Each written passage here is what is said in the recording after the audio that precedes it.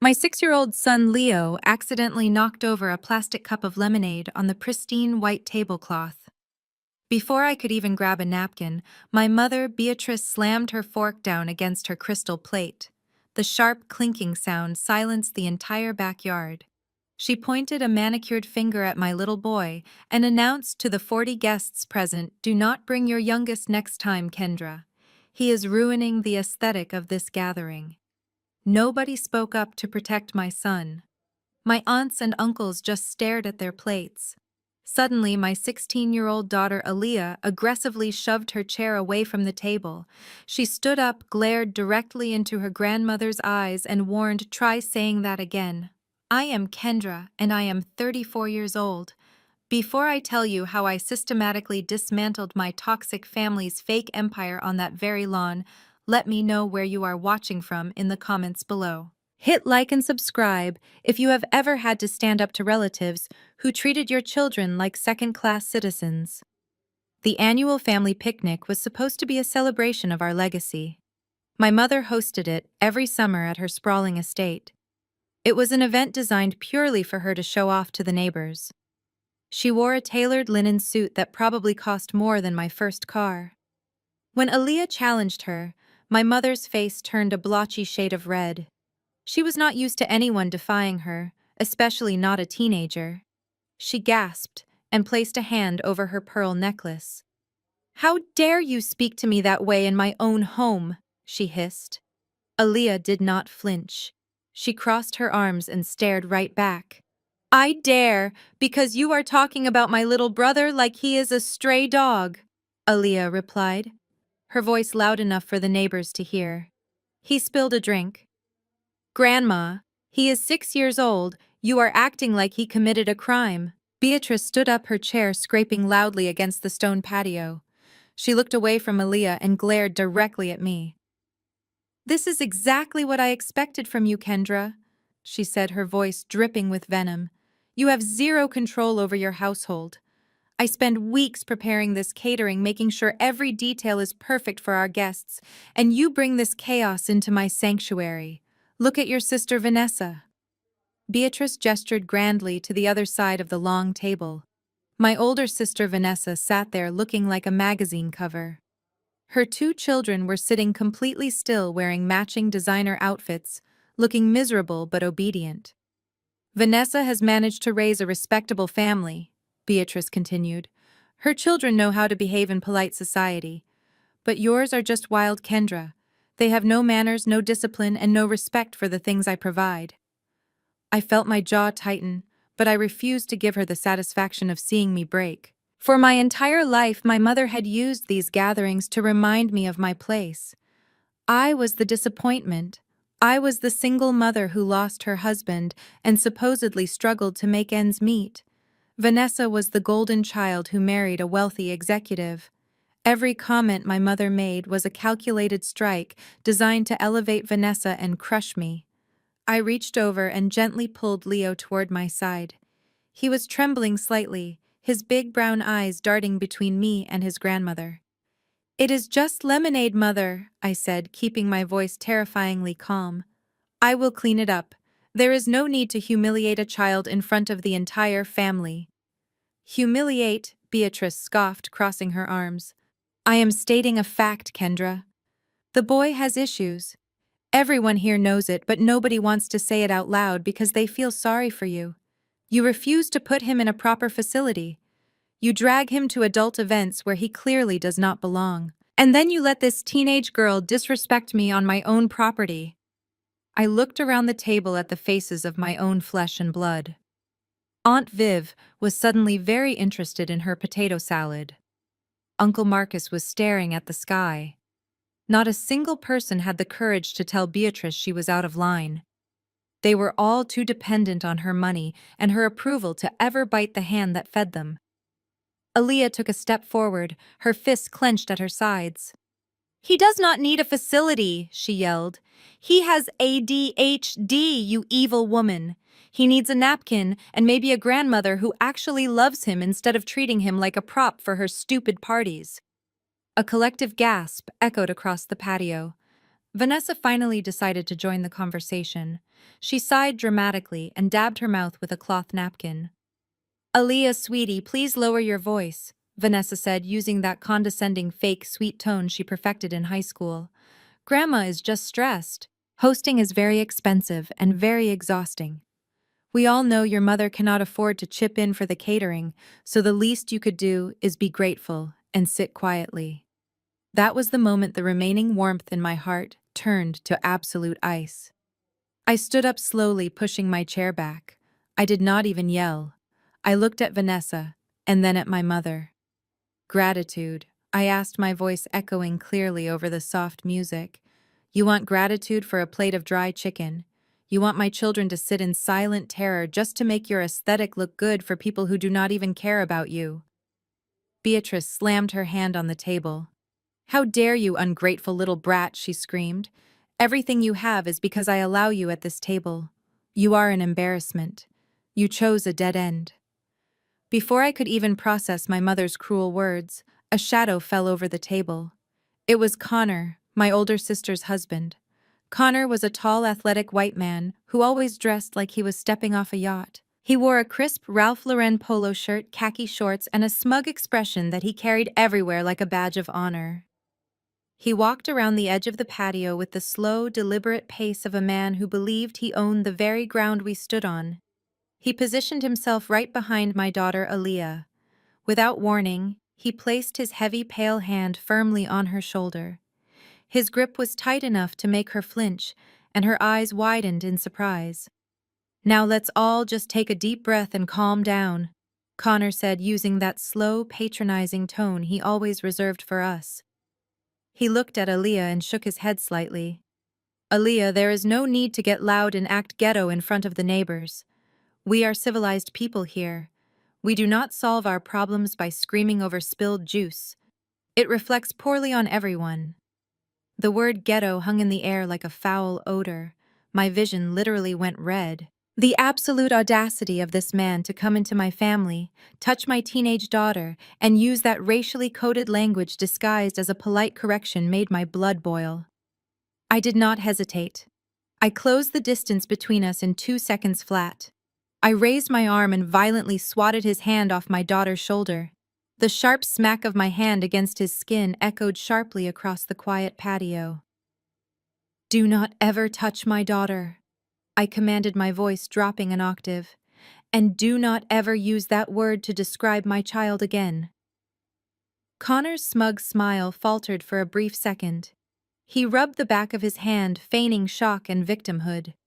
He took a theatrical step back, holding his hands up as if I were the aggressive one, attacking an innocent bystander. He looked at my mother, and then at the rest of the family, playing the role of the unjustly attacked peacemaker. Wow, Kendra. He chuckled nervously, looking around at the rest of the family to gather his audience. I am just trying to keep the peace here. You know I always try to look out for this family. There is no need for physical violence. But honestly, since we are putting everything on the table right now, your mother is absolutely right. You are letting your emotions ruin a beautiful afternoon that I helped pay for.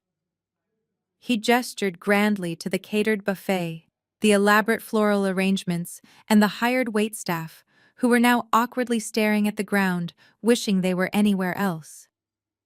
Do you know how much a spread like this costs in today's economy?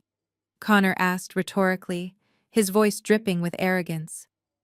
I do. Because my year-end bonus from the investment firm covered more than half of it. I work 70 hours a week on Wall Street, making sure Vanessa and this entire family can enjoy a lifestyle they could never achieve on their own. I elevated this family, Kendra. I took you all out of mediocrity. The least you could do is show some respect to the people who subsidize your very existence. I stared at him, letting his ridiculous savior complex wash over me. Connor truly believed he was the white knight who had swooped in to rescue my poor, struggling black family from ourselves.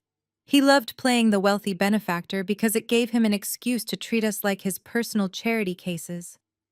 He believed his Wall Street money bought him the right to insult my children, command our obedience, and demand our constant submission at every family gathering. He was not finished yet. He looked down at Leo, who was now clinging tightly to my leg, burying his face in my skirt. And as for the boy, Connor continued, lowering his voice to sound almost clinical and concerned. Let us be realistic here for a minute. Leo is disruptive. He cannot function in normal, high-class social settings without causing a scene. You are doing him a massive disservice by dragging him around pretending he is just like every other normal kid. I have some powerful connections at a highly rated residential facility upstate. They specialize in children with his severe behavioral deficits. If money is the issue, Vanessa and I could probably sponsor his tuition for the first year. It would be a decent tax write-off for my firm anyway. It is the best place for him, Kendra. Away from polite society, where he will not be a burden to people trying to enjoy their Sunday afternoon. A residential facility. He was actively suggesting I lock my 6-year-old son away in an institution because he spilled a cup of lemonade at a family barbecue. The sheer cruelty of his words was staggering, but what sickened me more was the reaction of my own family. My mother, Beatrice, nodded slowly in agreement, her face showing immense relief that someone had finally said it. Vanessa was looking at Connor with utter adoration, as if he had just offered to cure a rare disease, rather than exile her own nephew. Connor crossed his arms and looked down at me, his heavy gold Rolex watch catching the bright afternoon sun. I am giving you a practical solution, Kendra. You are a single mother, clinging to the memory of a husband who left you nothing but debts and 2 very difficult kids. I am offering you a generous way out. All you have to do is say thank you, swallow your pride, and learn your place in this family hierarchy. He was so incredibly confident. He stood there basking in his own arrogance, completely unaware that he had just handed me the match to burn his entire fake empire to the ground. He thought I was just a broke widow who needed his handouts to survive. He thought I was a low-level desk clerk who spent her days pushing papers for a meager salary. He had absolutely no idea what I actually did for a living, or the kind of immense power I currently held in my hands. I did not scream or cry.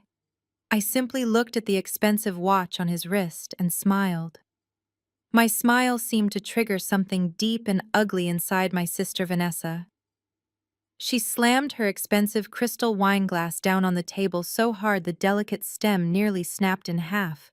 She pushed her heavy wrought iron chair back and marched over to where Connor was standing, her designer heels clicking sharply against the polished stone patio. What exactly is so funny, Kendra? She demanded, her voice tight with indignation and pure malice. My husband just offered to pay for your son's rehabilitation out of the goodness of his incredibly generous heart, and you stand there smirking at him like you are somehow above us. You have always been exactly like this.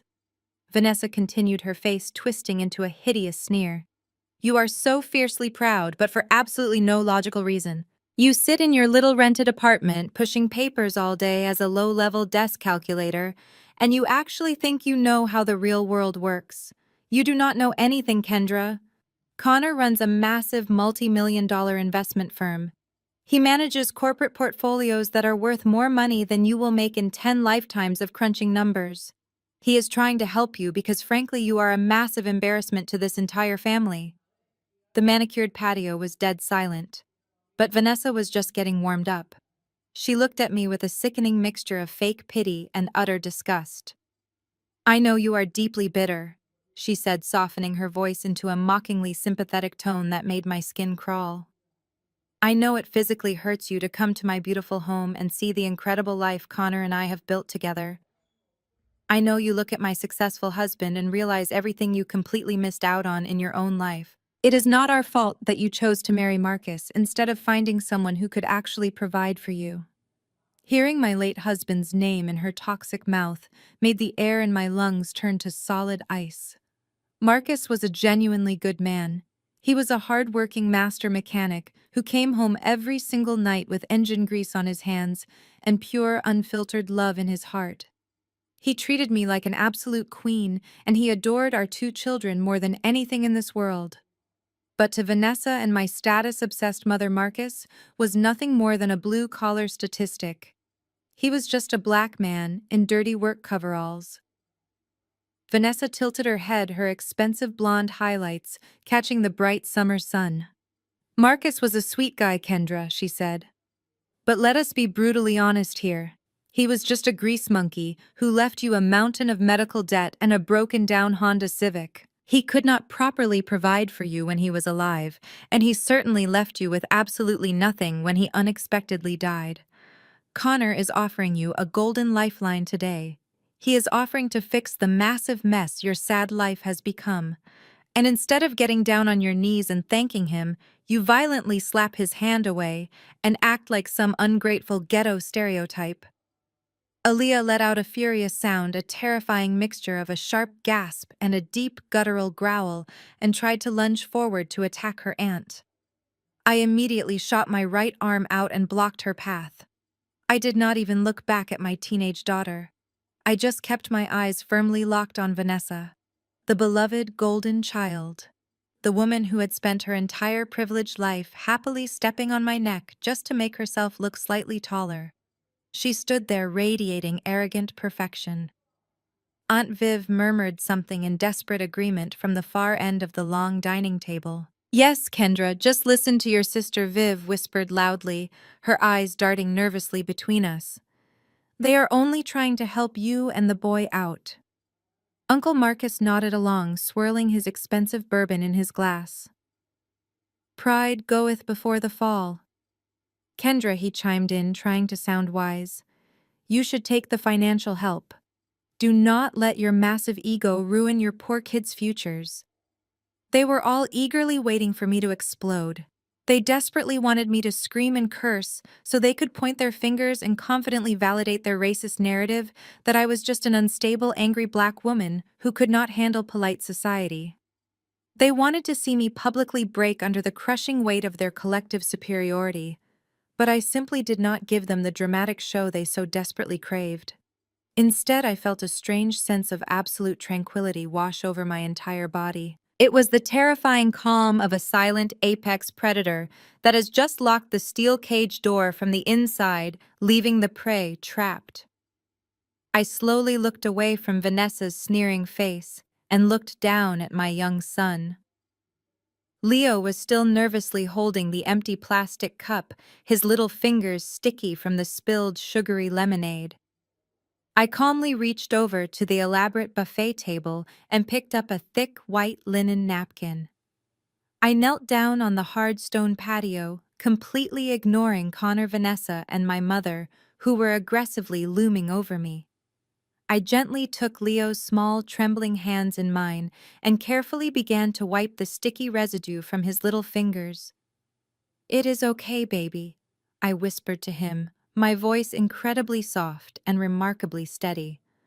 "Do not worry about this little mess. Everything is going to be perfectly clean very soon." I stood back up smoothly, dropping the soiled napkin onto the pristine white tablecloth right next to my mother's expensive crystal plate. I elegantly smoothed down the front of my skirt. Then I looked directly at Vanessa and smiled again. It was not a defensive smile. It was a soft, terrifying smile of pure, unadulterated anticipation. My smile seemed to unnerve Vanessa. She shifted her weight nervously, adjusting the strap of her bright red, authentic Birkin bag on her shoulder.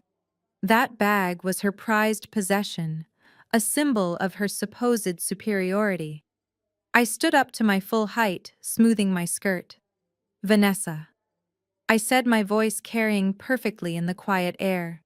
"You talk a lot about Connor's massive wealth and his multi-million-dollar portfolios. You love to remind everyone how he subsidizes this family. But if Connor is so incredibly rich, I have a very simple question for you. Why was his platinum corporate card declined at the Starbucks on Fifth Avenue 3 days ago when you tried to buy a $5 iced latte?" The color drained from Vanessa's face so fast she looked like she might faint. Her mouth fell open but no sound came out. She looked frantically at Connor, her eyes wide with panic. The perfectly manicured facade she had maintained for years cracked right down the middle. "How did you know about—" She started to ask before she caught herself realizing she was admitting it in front of the entire family.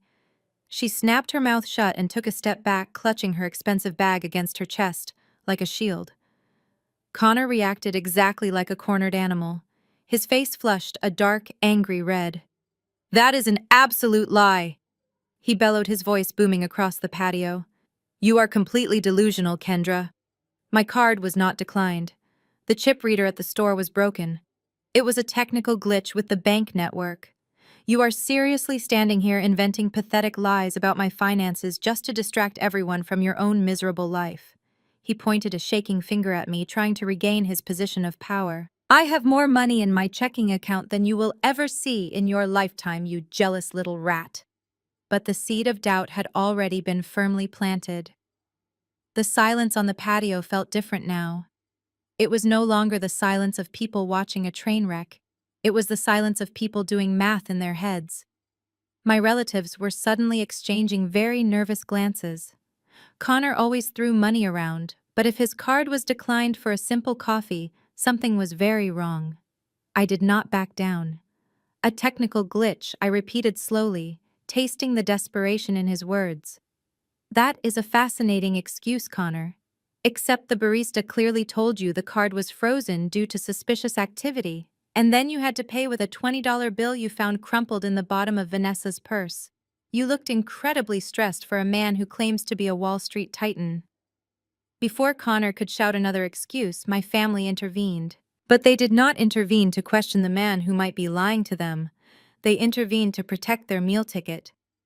Aunt Viv marched forward, her face twisted in a scowl. "Stop this right now, Kendra," she ordered, pointing a finger in my face. "You have gone entirely too far this time. Making up lies about your brother-in-law just because you are angry is completely unacceptable. Connor has been nothing but generous to this family." Uncle Marcus quickly backed her up. He set his bourbon glass down heavily on the table. "Viv is right, Kendra. You are acting completely unhinged. Connor just paid for this entire catered barbecue. Do you have any idea how much those imported steaks cost? He spends his hard-earned money to bring this family together, and you stand there hurling ridiculous accusations at him. You are deeply ungrateful." My mother. Beatrice crossed her arms and glared at me. "You are ruining everything as usual," she hissed. "You cannot stand to see anyone else happy. You owe Connor and Vanessa a massive apology right this second. If you do not apologize to him right now, you can take your children and leave my property immediately. I will not tolerate this kind of blatant disrespect towards the people who actually support this family." I looked at the three of them. My aunt, my uncle, and my mother. They were all completely blinded by their greed and their unwavering devotion to the image of wealth Connor projected. They wanted an apology. They wanted me to bow my head and grovel to a man who was nothing more than an empty suit. Aaliyah grabbed my hand, squeezing it tightly. She was furious, but she stayed quiet, waiting for my lead. I squeezed her hand back, letting her know everything was entirely under control. I turned my attention back to my aunt and uncle. "You are defending him because you think he is your personal ATM. You think his wealth is real." I shook my head slowly, feeling a deep sense of pity for their willful ignorance. "You are all so desperate to be adjacent to wealth that you refuse to see what is right in front of your faces. You are defending a man who is actively crumbling under the weight of his own massive lies. But you have no idea what is actually happening behind the closed doors of his fancy investment firm." Uncle Marcus scoffed loudly. "And I suppose you do?" he mocked, shaking his head. "You are a low-level desk worker, Kendra. What could you possibly know about corporate finance or investment portfolios? You should stick to your little spreadsheets and let the real adults handle the big business." I took a deep breath, letting the cool summer breeze wash over me. They had firmly aligned themselves with the wealthy white knight and completely dismissed the black woman they had always underestimated. It was exactly what I needed them to do. Because the higher they placed Connor on his pedestal, the harder the impending fall was going to be. And I was about to kick the pedestal completely out from under him. Connor could not handle what was happening. For years, he had constructed a carefully curated image of the benevolent, wealthy white savior rescuing his wife's underprivileged black family. He thrived on our gratitude and our silent submission. But right now, a black woman was standing in the middle of a manicured lawn, refusing to bow down and actively threatening to expose the massive cracks in his financial armor. The polite, civilized mask he wore so proudly completely shattered, revealing the vicious entitlement underneath. He took 3 aggressive steps forward, closing the distance between us, until he was standing entirely too close. He used his height to tower over me, his chest puffed out in a classic display of physical intimidation. His face was no longer the smug, composed mask of a Wall Street executive. It was contorted into a mask of pure, unadulterated rage. The veins in his neck bulged against the collar of his expensive polo shirt. "Listen to me, you ungrateful little witch." He spat, his voice low and dangerous. "You think you can march in here with your bad attitude and your wild children and disrespect me? You think you can stand there and invent lies about my bank accounts? I own you, Kendra. I own this entire family. Everything nice your mother has is because I allow it. Everything Vanessa wears is because I pay for it." I did not flinch. I did not step back. I looked him dead in his angry eyes, holding my ground with the unwavering strength of a mother protecting her young. "You do not own anything, Connor," I replied, my voice completely steady. "You are just a loud man playing pretend in a borrowed backyard." That statement pushed him right over the edge.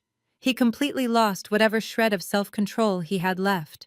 He pointed a shaking finger directly at my face, so close I could feel the heat from his skin. "You are trespassing on my mother-in-law's estate," he roared, the sound echoing loudly across the patio. "I will call the police and have you and your feral kids dragged out of here." The word feral hung in the warm summer air like a physical blow. It was a vile, racist dog whistle designed to strip my children of their humanity and paint them as dangerous animals. But the threat of calling the police was the true weapon.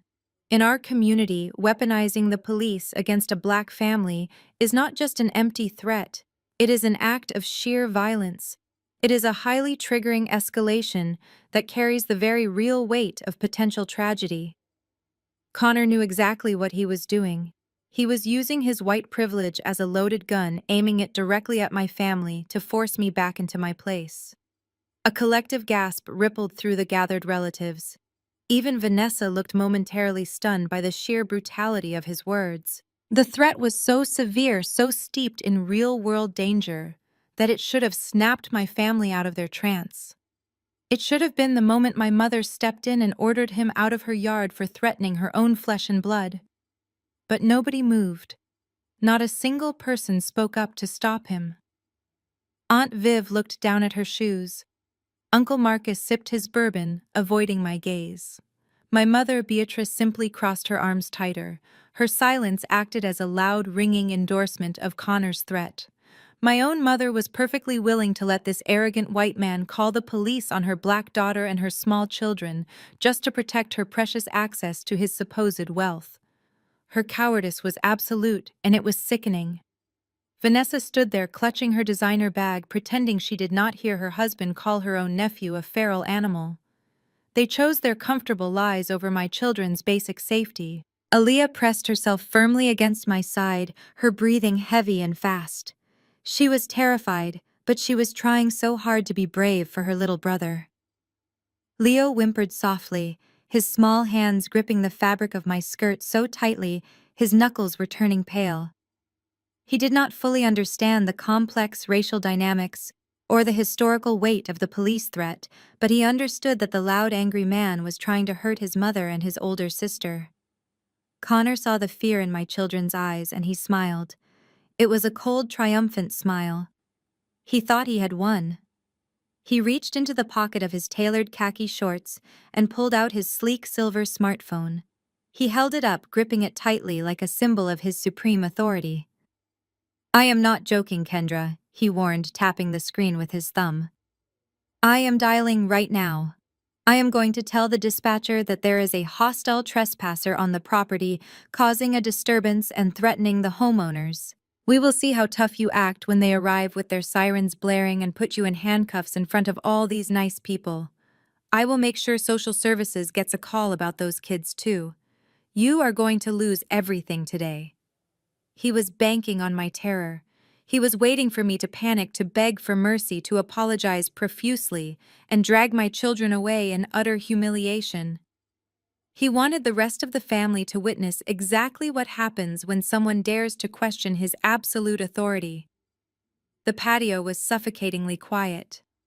Everyone watched, holding their breath, waiting for my inevitable surrender.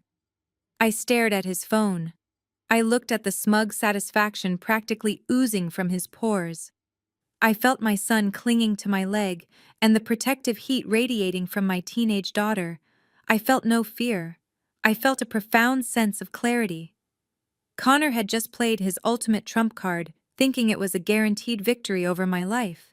Instead of cowering, I reached into my purse. My fingers wrapped around the smooth glass of my smartphone. I pulled it out, unlocked the screen, and opened the keypad. I extended my arm, holding the device up to his arrogant face. "I am not going to beg you to stop, Connor," I said, my voice slicing through the heavy silence. "I will make this incredibly easy for you. Call them. Dial 911 right now. Tell them to send their best officers to drag me away. Do you want me to dial the numbers for you, or are your fingers too sweaty from all that fake confidence?" Connor stared at my phone as if it were a live grenade. His thumb hovered over his screen, but he did not press any buttons. He blinked rapidly, completely thrown off balance by my total lack of fear. The script he had run in his head ended with me on my knees, crying and pleading for forgiveness. It did not involve me offering him a phone and daring him to make good on his racist threats. Vanessa shifted uncomfortably behind him. She peered over his shoulder, her perfectly sculpted eyebrows knitting together in deep confusion. "What are you doing, Kendra?" she asked, her voice losing its mocking edge and taking on a nervous quality. "Just apologize and stop acting crazy. You are going to get arrested." "I am not going anywhere, Vanessa," I replied, keeping my eyes locked dead on her husband. "And neither are the police, because Connor is not going to call anyone." "Are you, Connor?" I took another step forward, closing the gap even more. He instinctively took a half step back, his expensive shoes scraping loudly against the stone. "You see, everyone standing here assumes I am just a poor, struggling widow who pushes papers at a meaningless desk job to barely make rent. You have spent the last 5 years patting yourselves on the back for occasionally throwing me scraps. You let me sit at the end of the table, and you mocked my clothes and insulted my late husband. And every time you did, I just sat there and smiled and let you believe whatever made you feel superior." My mother Beatrice let out a loud, exasperated sigh. "We do not just believe it, Kendra, it is the truth," she said, crossing her arms defensively. "We know exactly what your life is like. You are a low-level accountant. There is no shame in being poor, but there is shame in being this proud and ungrateful when people try to help you." I turned my head to look at my mother, feeling nothing but cold detachment. "You do not know the first thing about my life, Beatrice," I said, dropping the title of mother entirely. "When Marcus died, I was completely devastated. I had massive hospital bills, a newborn baby, and a grieving daughter. I came to you for a small loan just to keep our heads above water. You told me I made my bed and I had to lie in it. You said you could not spare a dime because Vanessa needed a lavish wedding to a Wall Street rising star. You chose an ice sculpture over feeding your own grandchildren." Aunt Viv gasped loudly, but I did not stop. So I wiped my tears and I went to work. I continued, my voice echoing with years of suppressed strength. "I took that low-level desk job. But what none of you bothered to ask was who exactly I was working for. I went back to school at night after the kids were asleep. I earned my advanced degrees while you were attending country club mixers. I took the federal exams. I worked 80-hour weeks poring over complex financial documents until my eyes bled. I climbed the ranks quietly because I never wanted to rely on you ever again. I became the knight." Connor swallowed hard. A bead of sweat rolled down the side of his face. His confident posture was rapidly deflating. "What are you babbling about, Kendra?" he asked, his voice suddenly lacking its booming authority. "What difference does any of that make right now? You still do not belong here with us in this family." I slowly lowered my phone and slipped it back into my purse. "It makes all the difference in the world, Connor," I said, taking a deep breath of the sweet summer air. "Because I do not just push papers. I am a lead forensic accountant. I do not work for some small-time tax firm in the suburbs. I work directly for the United States Securities and Exchange Commission in their Central Enforcement Division. I track missing money. I dismantle complex financial fraud. I find the hidden offshore accounts that arrogant men use to hide their stolen wealth." The patio went dead silent. You could hear a pin drop on the grass 20 feet away. My family stared at me with wide, unblinking eyes. The phrase Securities and Exchange Commission hung in the air like an executioner's axe waiting to fall. Uncle Marcus stopped swirling his bourbon. My mother dropped her arms to her sides. Vanessa looked like she had just been slapped. They finally realized they had spent half a decade bullying a woman who held federal investigative authority. The most satisfying reaction belonged to Connor. The wealthy, untouchable Wall Street titan looked absolutely terrified. The color completely drained from his face, leaving him looking pale and sickly. His mouth opened and closed like a fish out of water, but no sound emerged.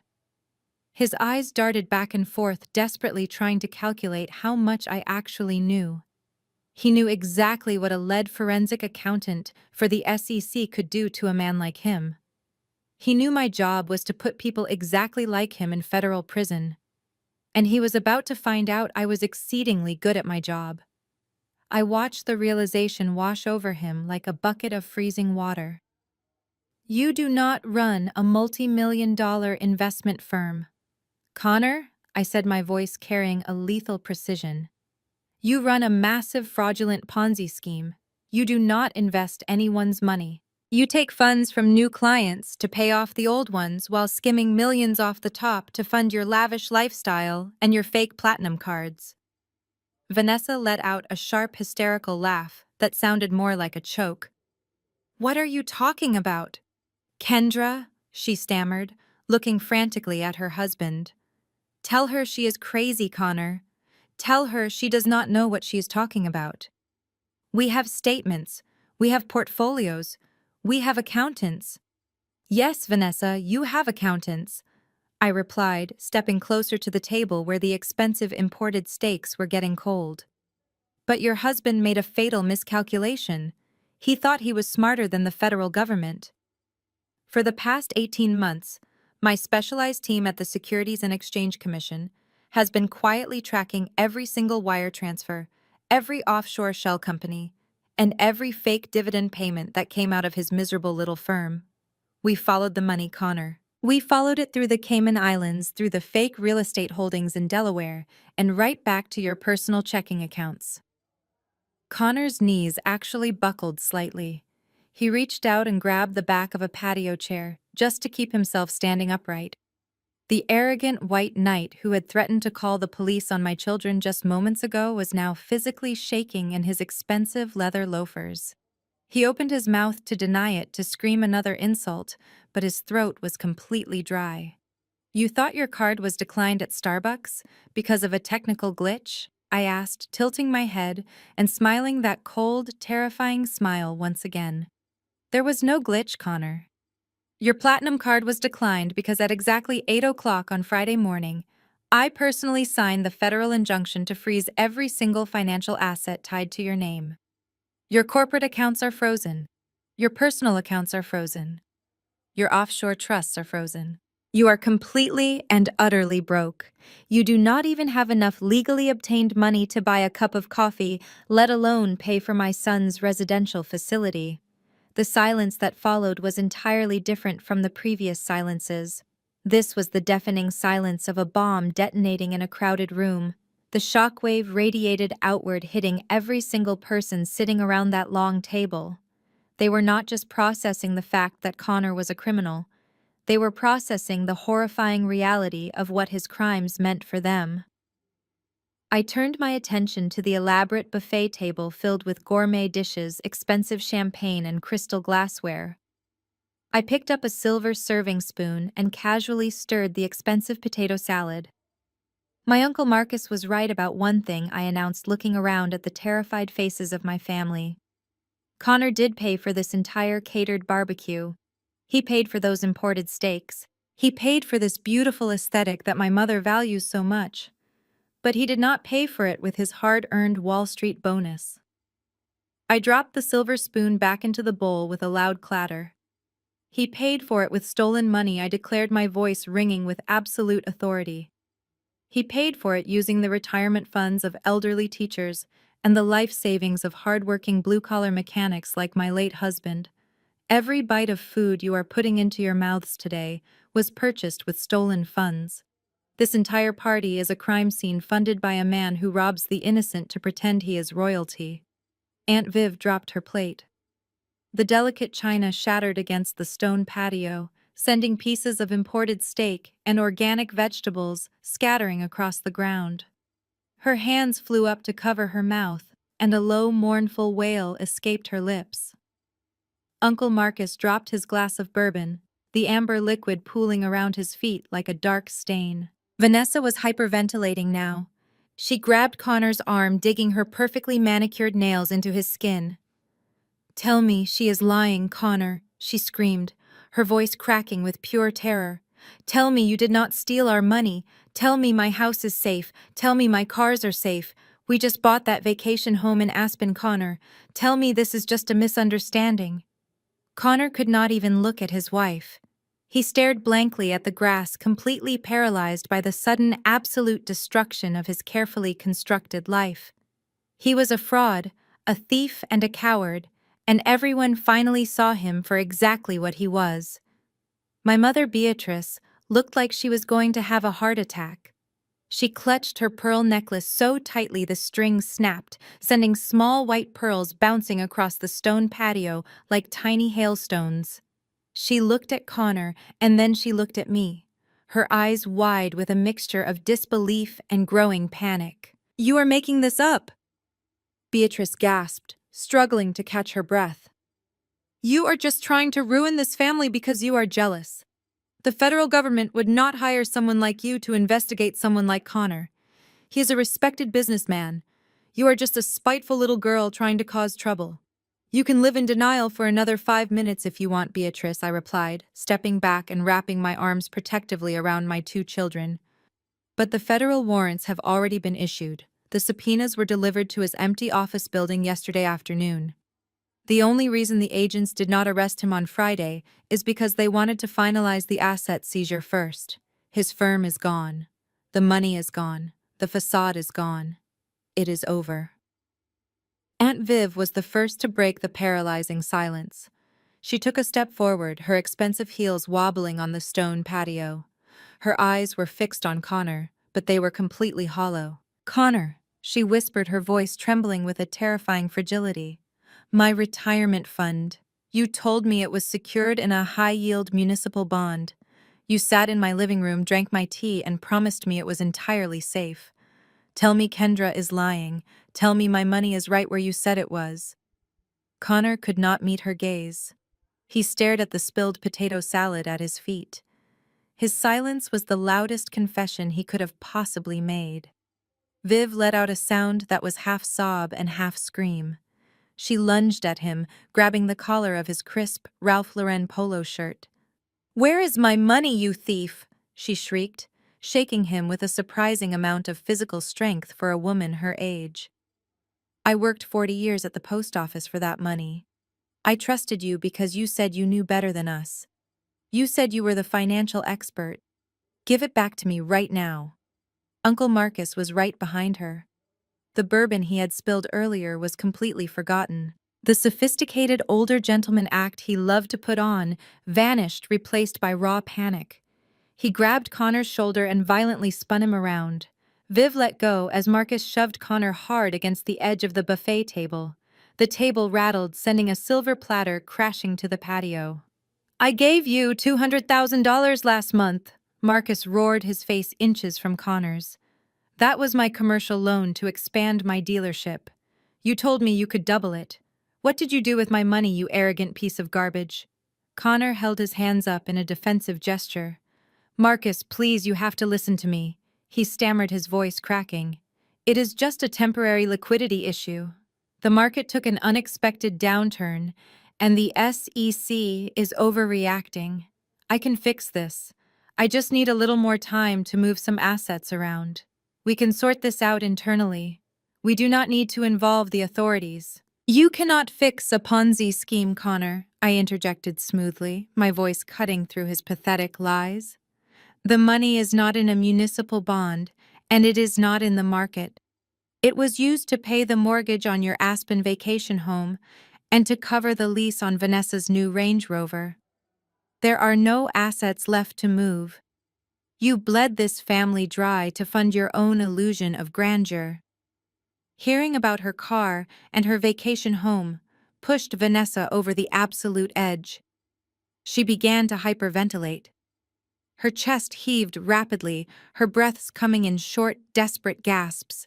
She staggered backward, clutching her chest, as if her expensive silk blouse was suddenly suffocating her. No, no, no, she chanted, shaking her head violently. You promised me, Connor. You promised me we were wealthy. You said we were set for life. You told me my family was just ignorant about high-level finance. You said they were lucky to have you. She looked around the patio, her eyes wild and unfocused. She saw the furious faces of her aunts and uncles, the people whose life savings had paid for the diamond tennis bracelet currently sparkling on her wrist. The realization hit her with the force of a speeding train. Her entire life, her status, her superiority over me, it was all bought with stolen money from her own blood relatives. She dropped her authentic Birkin bag on the ground, and it landed in a puddle of spilled champagne. Vanessa grabbed her husband's arm again, pulling at him frantically. Tell them you did not do this, she begged, her voice high-pitched and hysterical. Tell them you are a legitimate broker. Show them the portfolio statements. Call your lawyers, Connor. Do something. Fix this right now, or I swear to God I will leave you. Connor violently yanked his arm out of her grasp. His previous facade of the loving, generous husband completely evaporated.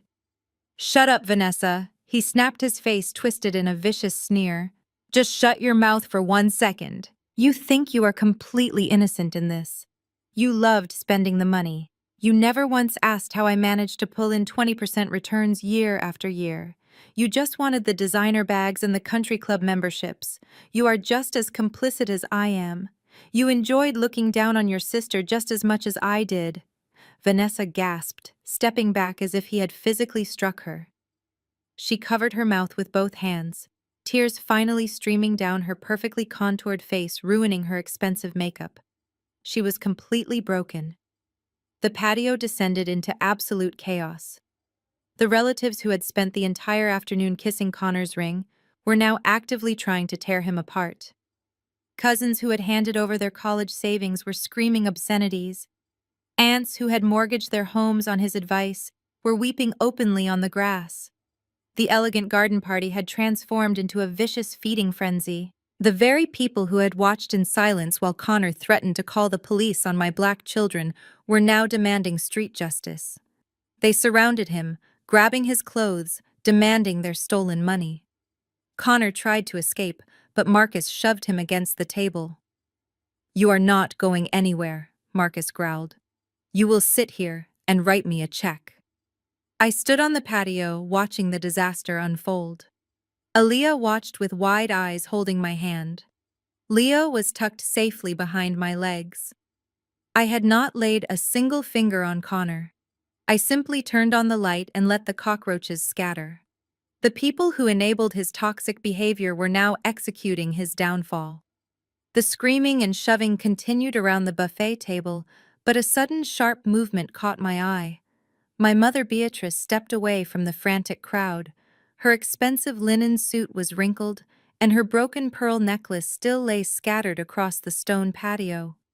But she was not looking at Connor. She was not looking at the man who had just destroyed her sister's retirement or her brother's business. She was staring directly at me, and her eyes were filled with an absolute, unhinged hatred. The kind of hatred you reserve for a sworn enemy, not your own flesh and blood. She marched across the lawn, her expensive shoes trampling over the spilled food and shattered china.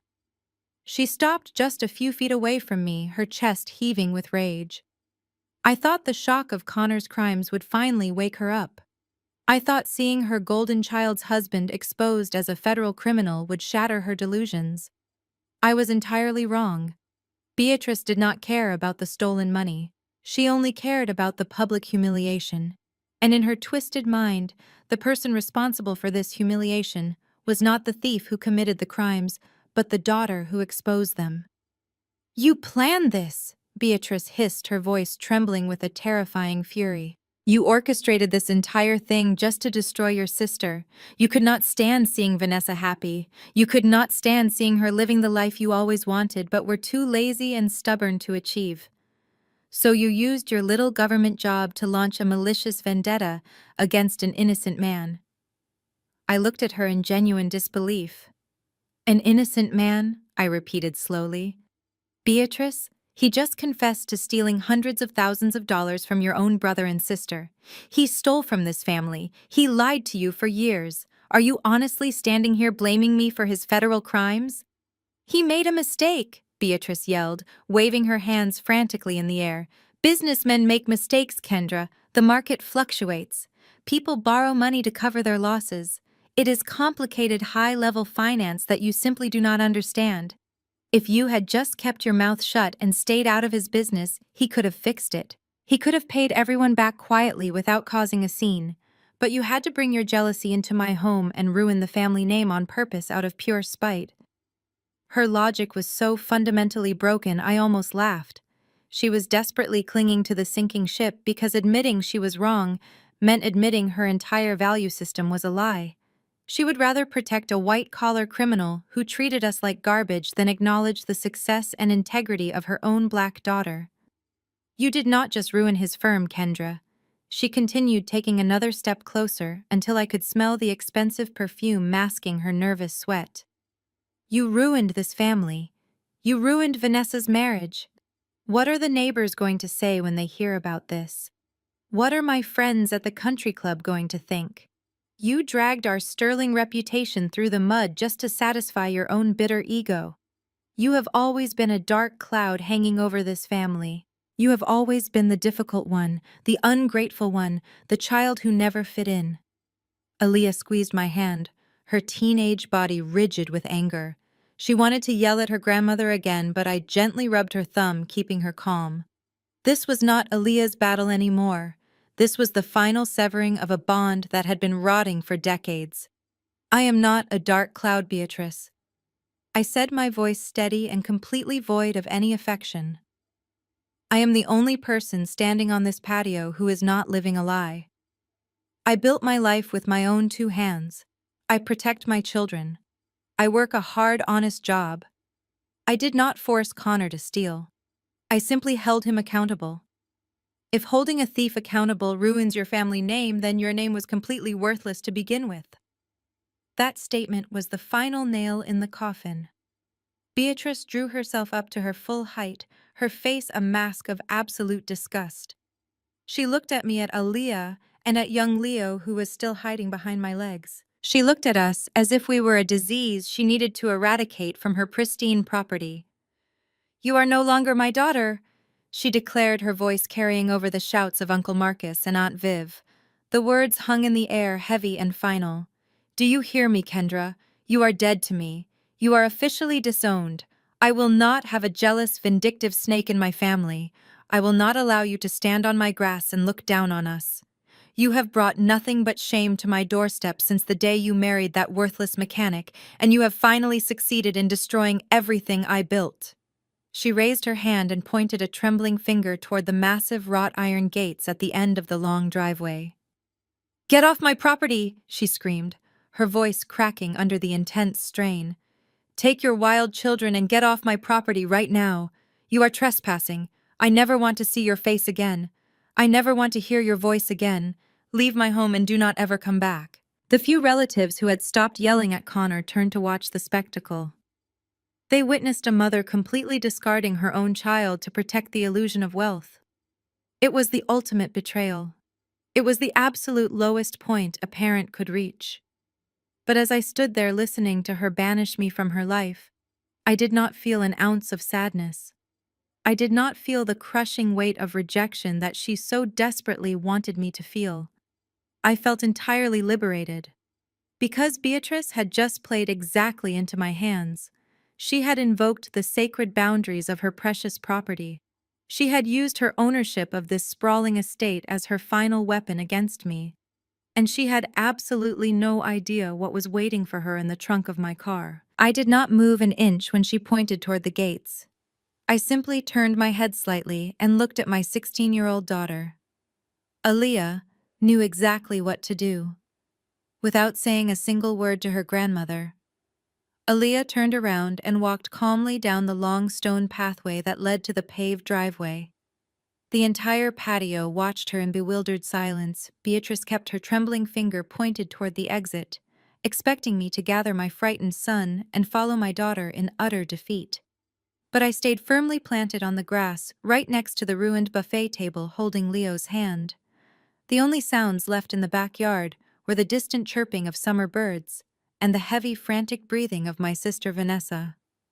Everyone watched Aaliyah reach my modest dark gray sedan parked near the edge of the manicured lawn. She opened the trunk and reached inside.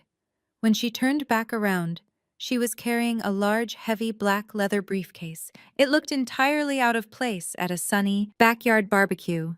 It was the kind of briefcase you bring to a federal courtroom, not a family picnic. Aaliyah walked back up the stone pathway with the same deliberate, terrifying calm that I felt. She carried the heavy leather case with both hands, her chin held high, completely unbothered by the stares of her furious relatives. Beatrice slowly lowered her arm, her expression shifting from absolute rage to deep confusion. "What is that?"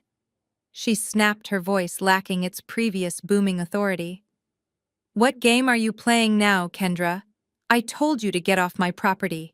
I ignored her. Aaliyah reached my side and handed the briefcase to me. I took it, feeling the familiar reassuring weight of the leather and the brass hinges. I turned toward the long dining table. It was an absolute disaster zone of spilled potato salad, shattered crystal glasses, and half-eaten expensive steaks. I reached out and violently swept a large floral centerpiece off the table. The heavy glass vase shattered against the stone patio, joining the ruins of Aunt Viv's plate. Vanessa shrieked and jumped back, grabbing Connor's arm again. "Have you completely lost your mind?" Vanessa yelled. "You are destroying my mother's patio." I placed the heavy black briefcase right in the center of the cleared space on the white linen tablecloth. The brass latches gleamed in the afternoon sun. I rested my hands flat on top of the smooth leather. "I am not playing any games, Beatrice," I said, looking directly at my mother. "You just stood there and loudly declared that I was trespassing on your property. You made a very grand spectacle of throwing me out of your home to protect a criminal. You were so incredibly proud to use this massive estate as a weapon to remind me that I am nothing compared to you and your wealthy son-in-law." I popped the left brass latch. It opened with a sharp metallic snap that echoed loudly across the quiet patio. I popped the right latch. It made the exact same crisp sound. Uncle Marcus stopped trying to interrogate Connor and turned his full attention to the briefcase. Aunt Viv wiped her tear-stained face and took a hesitant step closer. Even Connor, who was still drowning in his own impending federal prison sentence, looked up with wide, panicked eyes. He knew exactly what kind of damage a federal accountant kept in a secure leather briefcase. I slowly lifted the lid. Inside, resting on the dark velvet lining, was a thick stack of official legal documents. They were printed on heavy, watermarked paper and bound together with thick metal clips. I reached inside and pulled the entire stack out, placing it gently on the ruined tablecloth for everyone to see. Beatrice scoffed, crossing her arms again defensively. "What is that?" she demanded. "Are you trying to show us your little federal spreadsheets?" Do you think bringing office paperwork to my house is going to magically change the fact that you are no longer welcome here? I do not care what kind of fancy job you secretly have, Kendra. This is my house and I want you gone, Ran my hand over the top page of the thick stack. It was not a spreadsheet. It was a certified bank document, and stamped across the top right corner in massive bold red ink was a very specific legal word. The red ink was so bright it practically glowed against the crisp white paper. It was a word that destroyed families, ruined credit scores, and dismantled entire legacies. I am not here to show you my spreadsheets, Beatrice, I replied, my voice completely devoid of any emotion. I am here to do my job. As a forensic accountant, I do not just track stolen money, I track the physical assets purchased and leveraged by that stolen money. I track the collateral. I track the desperate massive loans taken out to keep the fraudulent scheme afloat. When the walls start closing in. I picked up the first packet of documents and held it up so the bright red stamp was visible to the entire patio. The bold red letters spelled out the word foreclosure. The collective breath of the family hitched. Vanessa let out a tiny confused whimper. Beatrice stared at the red stamp, her eyes narrowing as she tried to comprehend what she was looking at. "What is that?" she asked, her voice dropping to a nervous whisper. "What does that have to do with me?" I took 2 steps forward, holding the document right in front of her face. "You love this estate," I said softly. "But before you call the police to have me arrested for trespassing, you really need to look at this official county record." I pressed the papers directly into her trembling hands, watching her world violently unravel. "Are you absolutely sure this is still your property, Beatrice?" I pressed the papers directly into her trembling hands, watching her world violently unravel. "Are you absolutely sure this is still your property, Beatrice?" Beatrice stared down at the paper. Her eyes darted wildly across the bold black text. Her hands shook so violently the thick parchment rattled against her expensive rings. She opened her mouth to speak, but her voice completely failed her. She looked up at Connor and then back down at the document, her mind frantically trying to reject the reality printed right in front of her. "Read it aloud." "Beatrice," I instructed, my voice echoing across the silent patio. "Read the first paragraph to your lovely guests so they can understand exactly what kind of matriarch you really are." "I will not," she whispered, clutching the papers to her chest as if she could hide them. "It is a mistake. It is a clerical error at the bank. Connor told me the loan was fully paid off. He swore to me it was handled." "You are lying to yourself," I said, stepping forward and smoothly pulling the documents from her weak grip. "Since you are suddenly having trouble with your reading comprehension, I will gladly read it for you." I cleared my throat, holding the paper up. I projected my voice, making sure every single person in the backyard could hear every single devastating syllable. According to the official records filed with the county clerk's office 2 years ago, Beatrice signed a binding agreement with a commercial lending institution. I read aloud, my eyes scanning the crowd. She willingly transferred the deed of this entire estate, this magnificent family legacy she loves to brag about, into a holding trust. She used her home as direct collateral to secure a $3 million commercial bailout loan. And who was the primary beneficiary of that massive cash injection? I lowered the paper and pointed directly at the sweating Wall Street executive. Connor. A collective gasp rippled through the gathered relatives. Aunt Viv grabbed the edge of the table, her mouth hanging wide open. Uncle Marcus looked like he had been physically struck. They all revered this house. It was the absolute crown jewel of the family, the symbol of our supposed elite status.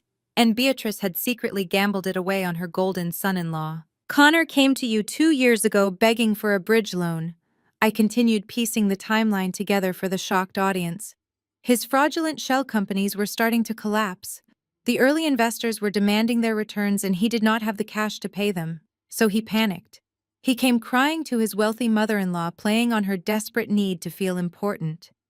He told you it was just a temporary liquidity issue. He promised you massive returns. And you? Beatrice were so completely blinded by his white privilege and his expensive suits that you signed over the only real asset this family had left. Vanessa snapped her head toward her mother. Mom, she gasped, her voice cracking. Tell me you did not do that. Tell me you did not give him the house. You told me the house was going to be my inheritance. Beatrice could not look at her favorite daughter. She stared at the grass, tears finally welling up in her eyes. He said it was a sure thing. She whimpered, her voice barely audible. He said the bank just needed a signature for compliance. He promised me the house was never in any actual danger. But it was in danger, Beatrice, I said, showing no mercy. Because Connor never made a single payment on that loan. He took your $3 million and he blew it. He used it to pay off the loudest investors to keep himself out of prison for a few more months. He bought Vanessa's ridiculous cars and paid for his country club dues. He left you holding the bag. I flipped to the second page of the document, the paper snapping sharply in the quiet air. The bank started sending you warning letters 18 months ago. I announced, reading the dates from the official timeline. They sent default notices. They sent certified letters demanding payment. And what did you do, Beatrice? You hid them. You threw them in the trash. You pretended the problem did not exist because addressing it would mean admitting that the man you chose over your own daughter was a total fraud. I looked around at the luxurious patio, the expensive catering, the imported flowers. You kept throwing these lavish parties. I said, my voice filled with disgust. You kept judging everyone else holding court on a patio you did not even legally own anymore. You called my son a feral animal and told me I was a disgrace while you were secretly drowning in a massive ocean of debt. The final blow came 6 months ago. I continued, turning to the final page with the red stamp. The bank finally ran out of patience. They officially executed the foreclosure clause. They seized the property, Beatrice. The deed was transferred back to the lending institution. For the past 6 months, you have been living here on borrowed time, illegally occupying a property that belongs to a corporate bank. You have been throwing parties on stolen grass. The patio descended into a terrifying dead silence. The magnitude of the betrayal was almost too large for anyone to fully process. Beatrice, the woman who had spent her entire life judging others for their financial struggles, was completely bankrupt. She had sacrificed the family legacy on the altar of her own vanity. Aunt Viv shook her head slowly, tears streaming down her face. How could you, Beatrice? She sobbed. Our parents worked their entire lives to buy this land. They suffered and scraped to build this house for the family, and you just gave it away to this criminal. Uncle Marcus was equally devastated. You are a fool, Beatrice. He spat, his voice filled with raw contempt. You let him play you. You sold us all out just so you could pretend you were high society. Beatrice finally broke. She covered her face with her hands and began to sob uncontrollably. The proud, arrogant matriarch crumbled into a pathetic, weeping mess on the stone patio. She had lost everything: her money, her home, her reputation, and her family. All because she chose to believe a lie rather than face the truth. I stood there watching her cry, feeling a profound sense of closure. The toxic foundation of this family had finally been completely demolished. There was nothing left but rubble and the naked truth. I calmly placed the foreclosure documents back into my leather briefcase. The collateral damage was absolute, but the fallout was far from over. Because while Beatrice was weeping over her lost estate, Vanessa was undergoing a terrifying transformation. The realization that her inheritance was gone and her husband was the cause of it completely shattered her mind. She slowly turned her head away from her sobbing mother and locked her eyes entirely on Connor. The golden child was suddenly facing a future with absolutely nothing. No trust fund, no inherited mansion, no endless credit lines to fund her shallow existence. Every single promise her husband had ever made her was revealed to be a toxic illusion built on the stolen foundation of her own mother's foolish pride. And Vanessa was not the type of woman to suffer in silence. Vanessa let out a scream that sounded like a wounded animal. It was a raw, visceral sound that ripped through the quiet afternoon air. She lunged across the space that separated her from her husband, her expensive heels slipping slightly on the stone patio. She grabbed the collar of his tailored shirt, twisting the expensive fabric in her fists. "You promised me everything!" "Connor," she screamed, her face contorted with a rage so intense it made her look completely unrecognizable. "You promised me the world. You told me this massive house was going to be mine. You told me my children were set for life and we would never have to worry about anything." Connor tried to back away, but she held on tight. She began striking him repeatedly on his chest and shoulders. The dull thuds of her fists hitting his body echoed loudly across the ruined patio. "You ruined my life!" she shrieked, her voice breaking into a hysterical sob. "You told me I was going to inherit this estate. You told me we were richer than anyone else in this entire miserable town. You made me believe I was invincible." Connor raised his arms to shield his face from her frantic blows. "Stop it, Vanessa," he hissed, glancing nervously around at the relatives who were watching them with horrified fascination. "Stop making a scene. We can still fix this. We just need to hire the right lawyers and make a few strategic phone calls." "There are no lawyers," she screamed, hitting him even harder. "There is no money left to hire anyone. You gave my mother's house to the bank. You stole from our own family to pay for your stupid mistakes. What am I supposed to tell my friends? What am I supposed to tell the women at the country club? My children are going to be completely ruined." Her priorities were so incredibly twisted that even in the face of her husband going to federal prison, she was mostly concerned about her social standing at the country club. It was a pathetic display of a woman who had built her entire identity on a mountain of cash that never actually belonged to her. She raised her hand to slap him across the face, but Connor finally snapped. The polite, wealthy gentleman facade was completely gone. He reached out and grabbed both of her wrists in midair. His grip was brutal and unforgiving. He twisted her arms slightly, making her gasp in sudden pain. "You need to shut up right now," he growled, his face twisting into an ugly mask of pure malice. He did not gently push her away to calm her down. He violently shoved her backward with all his remaining strength. Vanessa stumbled backward, her expensive designer heels catching on the uneven stone patio. She lost her balance and fell hard, landing awkwardly on the ground. Her silk dress tore at the knee, and the violent impact knocked the wind out of her. She sat there on the ruined patio, looking up at the man she had worshipped for years. The entire family watched the brutal exchange in stunned silence. The golden couple, the perfect marriage, the standard by which my mother had judged everyone else, had just imploded in the most violent and humiliating way possible. Connor stood over his wife, breathing heavily, looking down at her with absolute disgust. "Do not sit there and play the innocent victim, Vanessa." He spat, his voice dripping with venom. "You are not a victim. You are a parasite. You loved the money just as much as I did. You never once cared where it came from as long as your platinum cards cleared and you could buy another ugly designer bag." Vanessa began to sob, clutching her torn dress.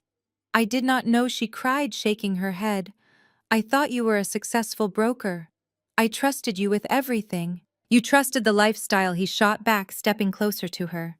"You never cared about me. You only cared about the image. You spent hundreds of thousands of dollars a year just to prove to these pathetic people that you were somehow better than them.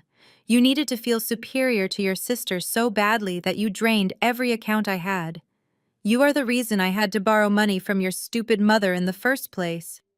He pointed an accusing finger at Beatrice, who was still weeping into her hands near the buffet table. "I took that massive loan to cover your ridiculous spending habits, Vanessa," he yelled.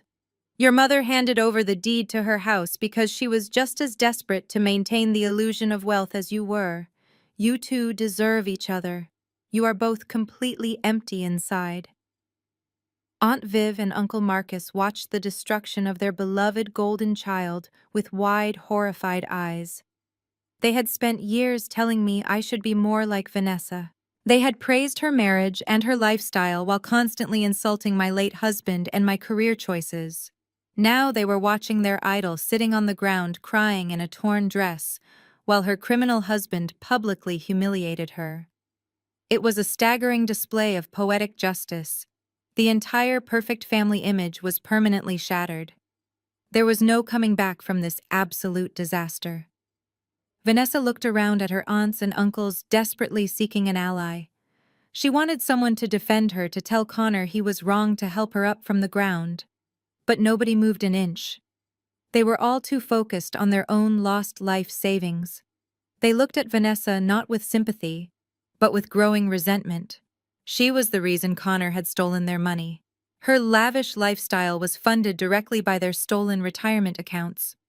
Uncle Marcus took a heavy step toward her, his face hard and completely unforgiving. "You wore my business loan on your wrist, Vanessa," he growled. Uncle Marcus stood over Vanessa, his voice thick with rage, but before he could say another word, a high-pitched wailing sound drifted through the warm summer air. Everyone on the patio froze.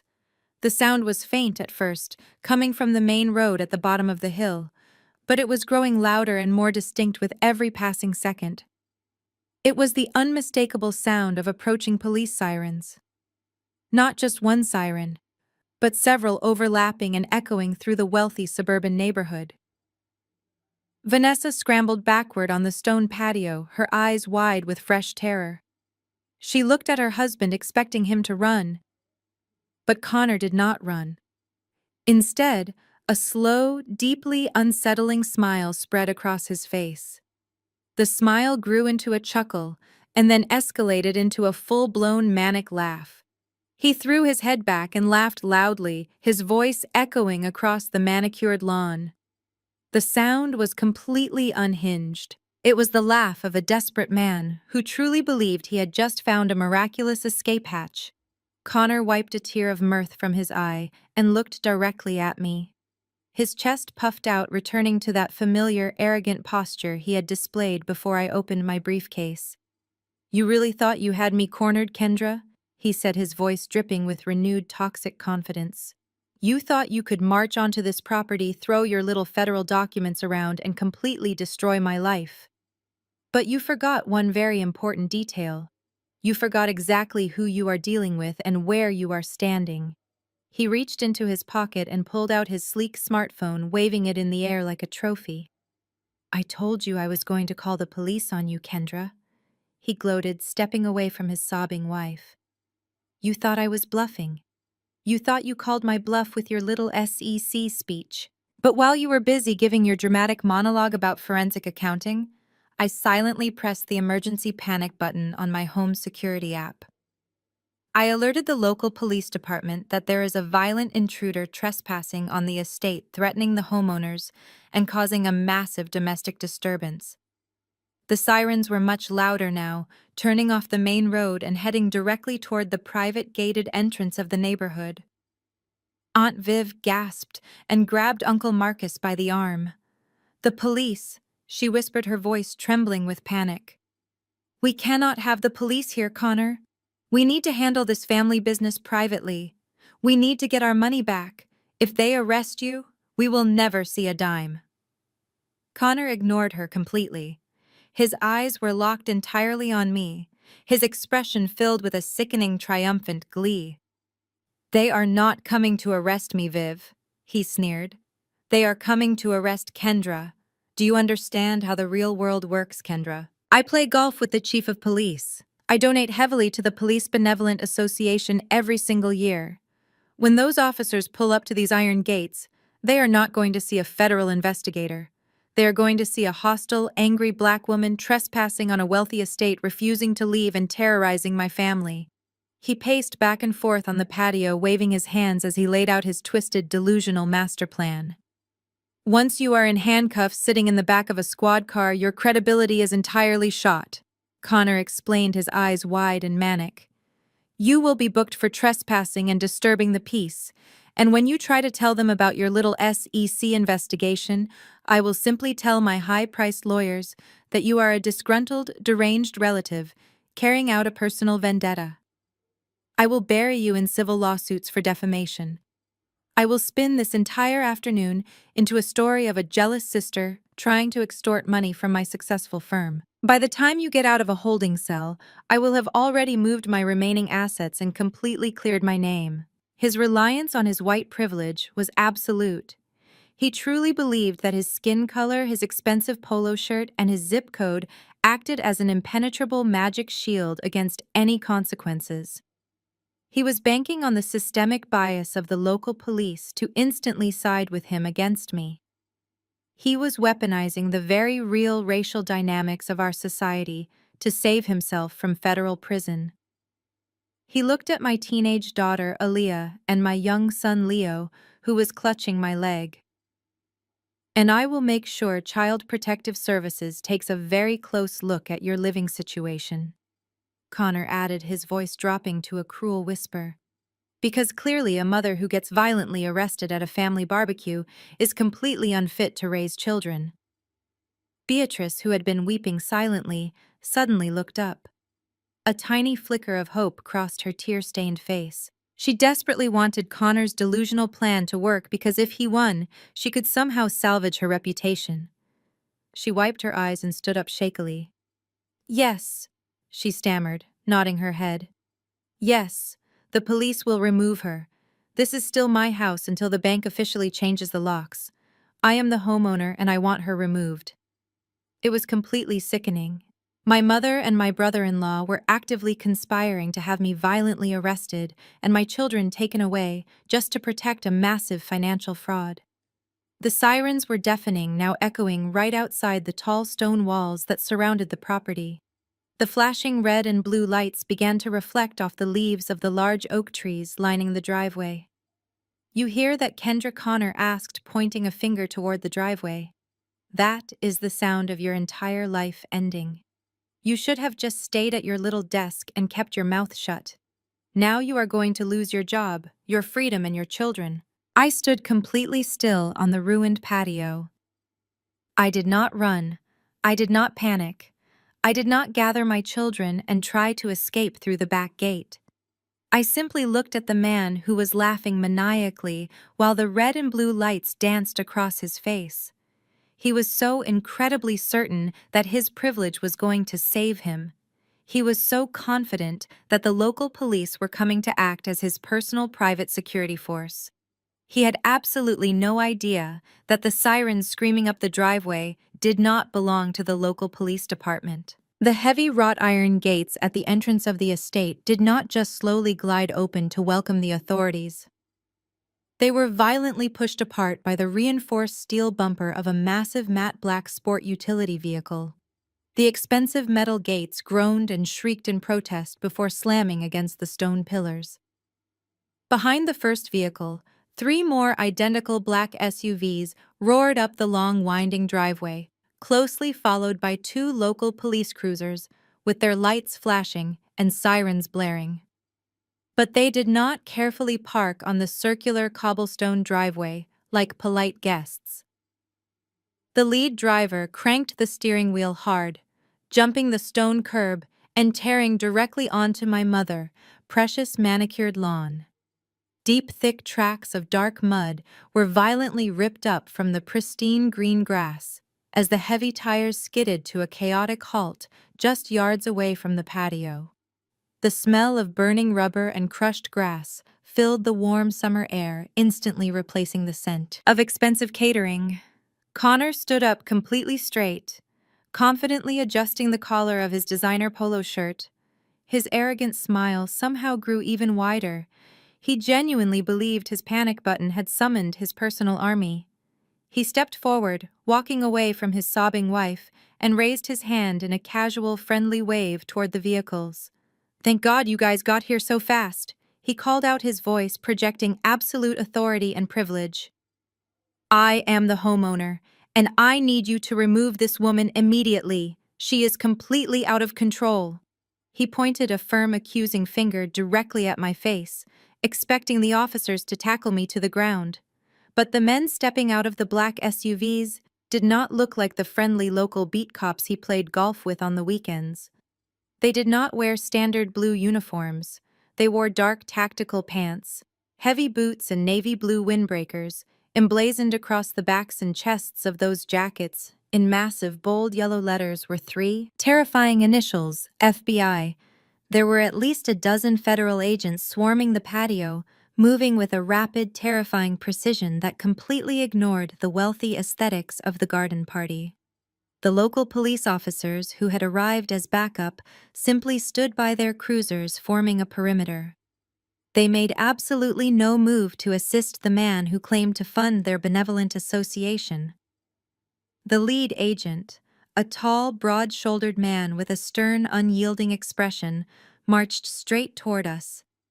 Connor lowered his arm, his confident smile finally faltering as his brain struggled to process the bright yellow letters on the approaching jackets. "Excuse me," Connor stammered, taking a hesitant step backward. "What is going on here? Where is the police chief?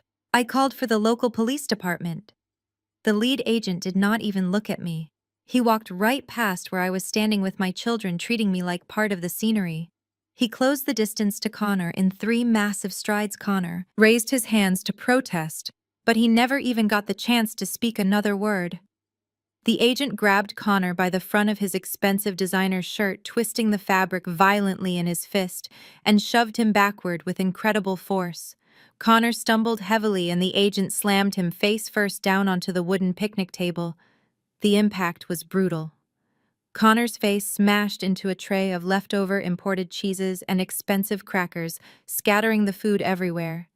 His manicured hands were instantly yanked behind his back, and the sharp metallic click of heavy steel handcuffs, locking securely around his wrists, echoed sharply over the screams of my family. Connor struggled wildly, his cheek pressed hard against the messy table. "You cannot do this!"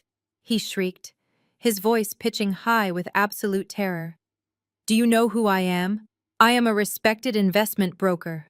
Call my lawyer. You have the wrong person."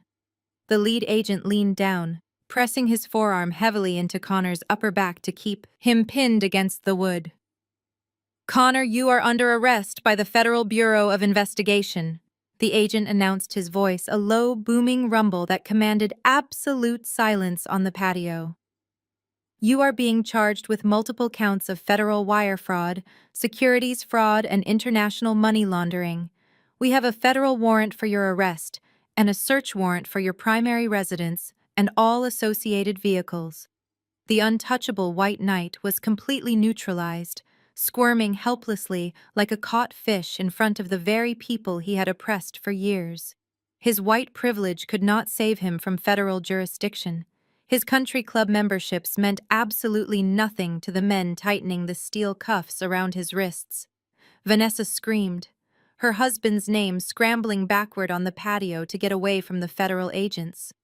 She looked at the man she had worshipped and saw nothing but a pathetic criminal, covered in crushed cheese and panic. My mother, Beatrice, watched the entire scene unfold, with her mouth hanging wide open. Her precious manicured lawn was destroyed by tire tracks. Her elegant patio was swarming with federal law enforcement, and the wealthy son-in-law she had sacrificed her entire home to protect was currently being read, his Miranda rights while pinned against a dirty picnic table. The utter humiliation was absolute and entirely public. The neighbors who Beatrice constantly tried to impress were undoubtedly watching from their windows as the massive raid unfolded.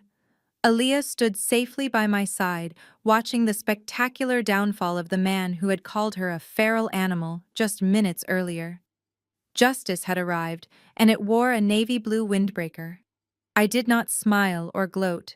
I simply watched the federal agents hoist a weeping, begging Connor to his feet and begin marching him toward the waiting black vehicles. The facade was officially dead. He was no longer a king. He was a thief, being hauled away to face justice. The federal agents did not gently guide Connor to the waiting vehicles. They physically lifted him by his armpits and dragged his expensive leather loafers across the muddy grass. He was screaming, frantically twisting his body, and demanding that someone call his defense attorney. He yelled that he knew the mayor and that he was going to sue the entire federal government for harassment. His voice cracked and pitched in absolute panic, stripping away any remaining illusion of his dignity. The lead agent simply pushed his head down and shoved him into the back seat of the massive black sport utility vehicle. The heavy door slammed shut, cutting off his frantic shouting completely. One by one, the federal agents climbed back into their vehicles. The engines roared to life and the convoy slowly turned around on the ruined lawn, tearing up even more of my mother's precious grass. As the black SUVs and the local police cruisers disappeared down the long driveway, the flashing red and blue lights faded, leaving the patio in a stunning, eerie silence. The air was thick with the smell of trampled mud and spilled alcohol. Nobody moved for a long time. The aunts and uncles who had been demanding their stolen money just minutes ago were frozen in shock. Uncle Marcus stared blankly at the driveway where his entire business loan had just vanished. Aunt Viv sat down heavily on a wrought iron chair, burying her face in her hands and crying softly. My mother Beatrice was still slumped near the buffet table, staring vacantly at the red foreclosure stamp on the documents I had handed her. The lavish garden party had become a graveyard of broken dreams and exposed lies. But the most dramatic shift happened right in front of me. Vanessa was still sitting on the damp stone patio, her torn silk dress clinging to her legs. The realization of her absolute ruin was washing over her in real time. She had no husband, no money, no inheritance, and no future. The country club lifestyle she had lorded over everyone was completely gone. She slowly raised her head and looked around at the devastated faces of her relatives. None of them offered her a hand. Nobody stepped forward to comfort her. They all blamed her for encouraging Connor's greed and draining their life savings. She was entirely alone. Her eyes frantically searched the patio until they locked onto me. I stood tall and completely composed, holding my daughter Aaliyah's hand, while my son Leo peeked out from behind my legs. Vanessa stared at me as if she was seeing me for the very first time.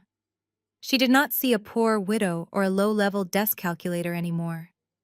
She saw a powerful federal investigator who held the keys to her entire existence. Vanessa pushed herself up onto her hands and knees, her expensive blonde highlights falling in a messy tangle across her tear-stained face. She did not stand up. Instead, she literally crawled across the stone patio toward me. Her pride was completely shattered. She reached out with trembling hands, aiming for the hem of my skirt. "Please, Kendra," she sobbed, her voice hoarse and broken. "Please, you have to help me." I immediately took a large step backward, pulling my children with me. "Do not touch me, Vanessa," I commanded, my voice sharp and cold, slicing through her pathetic display.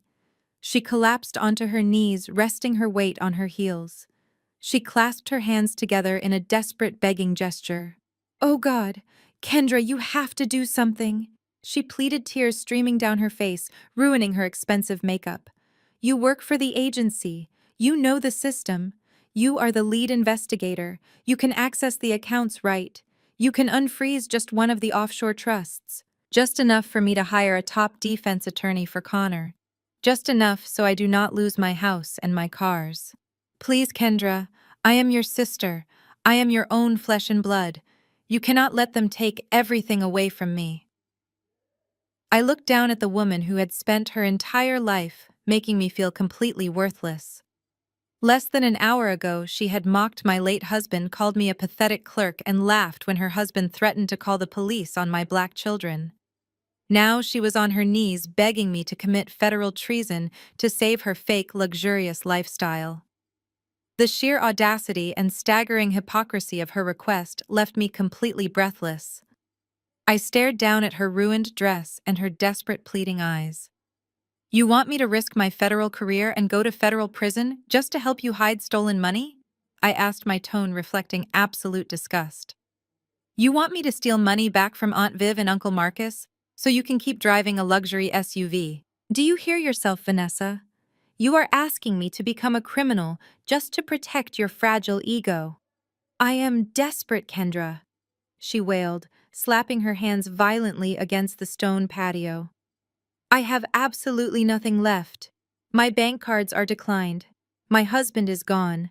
I do not even know how I am going to buy groceries tomorrow. You have to help me. You owe me. We are family." I shook my head, feeling a profound sense of closure. "I do not owe you a single thing, Vanessa. I replied, my voice steady. You made it perfectly clear today that I am not part of this family. You disowned me. You threw me off your property.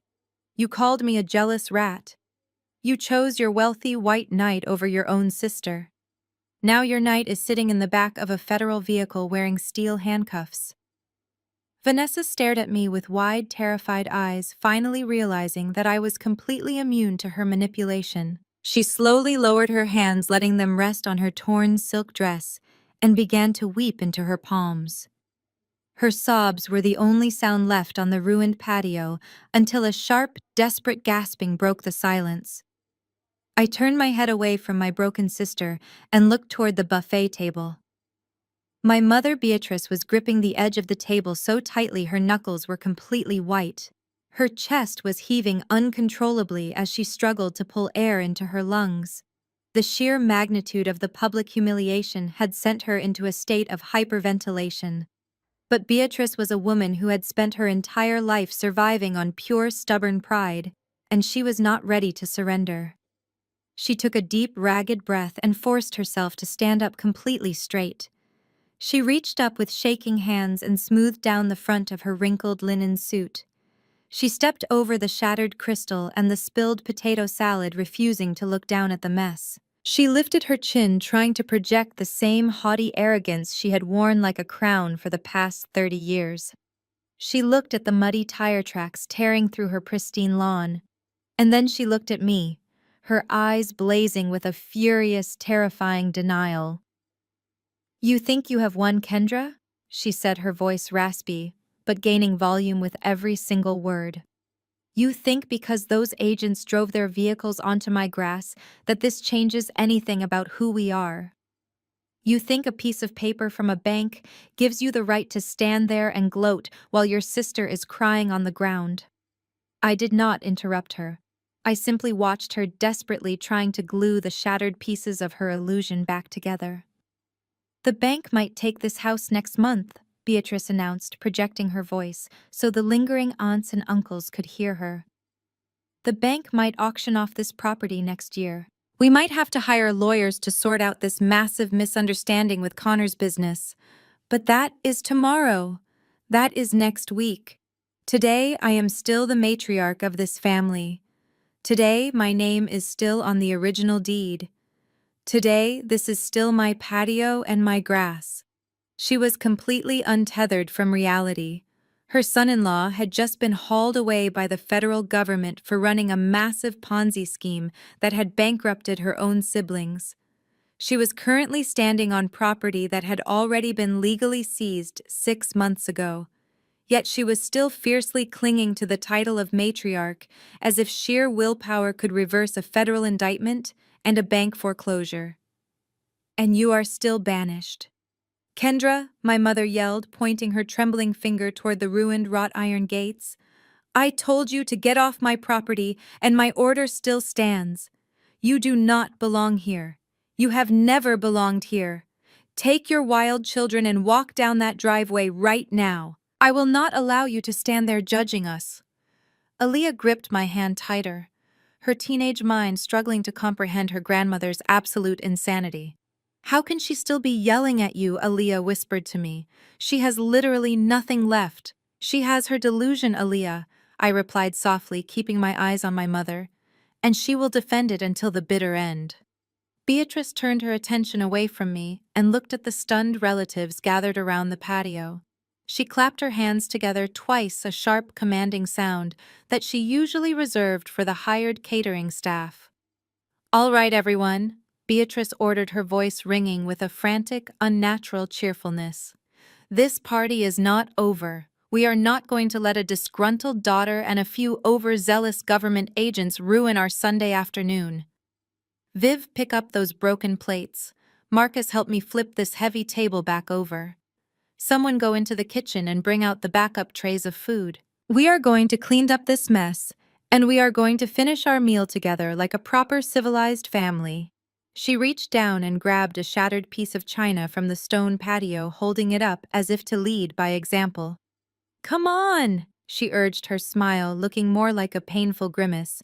"Move quickly. We can pretend this never happened. We can fix this before the neighbors start asking questions.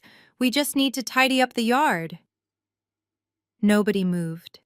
Aunt Viv just stared at Beatrice, her tear-streaked face twisting into an expression of pure horror. Uncle Marcus slowly shook his head, looking at his sister as if she had suddenly grown a second head. They were finally seeing the true Beatrice. They saw the woman who cared more about the appearance of a clean patio than the financial destruction of her own siblings. "I said move!" Beatrice shrieked, dropping the china. It shattered into smaller fragments. "Why are you standing there? This is my house. Clean this yard right now." "You are crazy, Beatrice," Uncle Marcus muttered. "I am not cleaning your yard. I am calling my lawyer." Aunt Viv stood up slowly, ignoring Beatrice. She grabbed her purse and began walking toward the driveway without saying a single word. One by one, the other relatives began to follow her, silently abandoning the ruined party. "Wait!" Beatrice called out, her voice cracking with a sudden burst of pure panic. "You cannot leave. I am still the head of this family." But they kept walking, navigating around muddy tire tracks. They did not look back at her. Beatrice was left standing alone in the chaotic mess. She slowly turned her head back to face me, her eyes wide and terrified. She had absolutely nothing left to hide behind in this entire broken world anymore. I slowly watched the complete realization wash over her face. Beatrice was completely out of options. She looked around the empty patio at the broken plates and the muddy tire tracks. She took a deep, shaky breath and tried to square her shoulders one last time. "The bank might have foreclosed Kendra," she said, her voice completely hollow, but still dripping with stubborn pride. "But there is a process. They have to give me notice to vacate. They have to formally evict me. I know my rights. I have at least 30 days to figure this out and find a lawyer. I am not leaving my home today just because you showed up with a briefcase." I did not argue with her. I simply reached back into the heavy black leather briefcase sitting on the ruined tablecloth. The soft velvet lining brushed against my knuckles as my fingers closed around the final manila envelope. It was much thinner than the foreclosure packet, but it was infinitely more powerful. I pulled it out and held it up to the afternoon sun. The bright light illuminated the heavy seal pressed into the thick paper. "You are absolutely right about the process, Beatrice," I replied, my voice perfectly calm and measured. "The bank does have a process for foreclosed properties. They do not just sit on a massive multi-million-dollar estate and wait for the previous owner to slowly pack their bags. They want their money back as quickly as possible, so they put the property up for auction. They sell it to the highest bidder to recoup their massive losses." Beatrice frowned, staring at the manila envelope. "An auction?" she repeated, her voice barely above a whisper. "They cannot auction my house without telling me. I would have known. I would have received a letter." "You did receive a letter, Beatrice?" I corrected her, taking a slow step forward. "You received several certified letters, but you were too busy throwing elaborate garden parties and pretending Connor was a Wall Street genius to actually open your mail. The bank executed a private commercial auction exactly 3 months ago. They listed the property and accepted a blind cash offer within 48 hours. The deed was completely transferred and finalized. The bank no longer has any financial interest in this estate." Vanessa, who was still sitting on the patio floor, completely stopped crying. She looked up at me, her tear-streaked face twisting in absolute confusion. "Someone bought the house," Vanessa asked, her voice cracking. "Who bought it? Who has that kind of money just lying around to buy an estate in cash?" Beatrice looked completely horrified. She raised her hands to her mouth. "Some developer," she gasped. "Some faceless corporation is going to come here and tear down my beautiful home. They are going to demolish my legacy to build luxury condos. No, I will not allow it. I will chain myself to the front doors. I will fight the new owners in court. I will make their lives a living hell." I placed the thin manila envelope on the table right next to the shattered crystal vase. I flipped it open and pulled out a pristine stack of legal documents. These were not printed on standard bank paper. They were printed on heavy, expensive parchment and stamped with the official seal of the state registry. I slid the top page across the white linen tablecloth so it stopped directly in front of my mother. "You do not need to chain yourself to the front doors, Beatrice," I said, my voice ringing with absolute finality. "And you certainly do not need to fight the new owners in court, because you are looking right at the primary shareholder." Beatrice stared blankly at the paper. She leaned forward, her eyes scanning the bold black text. I watched her read the name of the purchasing entity printed at the top of the deed. It was not a faceless development corporation. It was a private holding company. The property was purchased in full by ALK Holdings, I announced, ensuring my voice carried over the silent patio. It is a private limited liability company formed specifically for the acquisition of distressed real estate. I pointed a steady finger at the paper. "Look closely at the letters, Beatrice. Look at the name of the company that owns the ground you are currently standing on." Beatrice read the letters aloud, her voice trembling violently. "ALK Holdings," she whispered. She looked up at me, completely uncomprehending. "What does that mean? Who is ALK?" I placed my hands flat on the ruined tablecloth, leaning forward, so I was looking directly into her terrified eyes. "Aaliyah Leo Kendra," I replied, enunciating each name with terrifying precision. "ALK Holdings is my company, Beatrice. I am the sole managing director. I used the money I made from 5 years of working a high-level federal job. I used the investments I made while you were busy mocking my clothes and my lifestyle. I paid for this entire estate in cash 3 months ago." The patio was so quiet I could hear the breeze rustling the leaves in the large oak trees. Vanessa let out a tiny broken gasp from the floor. Beatrice looked like all the blood had been violently drained from her body. She stumbled backward, her knees completely giving out. She collapsed into a wrought iron chair, staring at me as if I had just transformed into a ghost. I stood up completely straight, absorbing the absolute raw power of the moment. "The bank does not own this house, Mother," I declared, delivering the final, devastating blow. "I do. I bought it 3 months ago with the wealth you swore I would never have. I bought it with the money you thought a low-level desk calculator could never earn." The absolute destruction of her reality was finally complete. The matriarch, who had spent her entire life judging people by their zip codes and their bank accounts, was now sitting on a patio she did not own. She was completely at the mercy of the daughter she had relentlessly abused and discarded. She had no home, no money, and no power. The illusion she had sacrificed everything to protect was entirely gone. "You bought my house," Beatrice whispered, her voice completely hollow. "You actually bought my home. You let me plan this party. You let me invite all these people. You let me stand here and act like I was in charge. You knew this entire time that you owned the grass under my feet." "I did," I replied, my voice completely devoid of pity. "I let you dig your own grave, Beatrice. You wanted to banish my son from your table. You wanted to throw me off your property to protect a criminal. So I let you play your hand. And now the game is over." The masterstroke was finally delivered, and the board was completely cleared. I watched her sink deeper into the chair. The expensive linen suit she wore suddenly looked oversized and ridiculous on her shrinking frame. She looked incredibly old and fragile. All the fierce, terrifying energy she used to control this family had completely evaporated. She was just a broken woman, sitting in a pile of ruined catering and shattered glass. Vanessa was still on the ground, rocking back and forth, clutching her torn dress.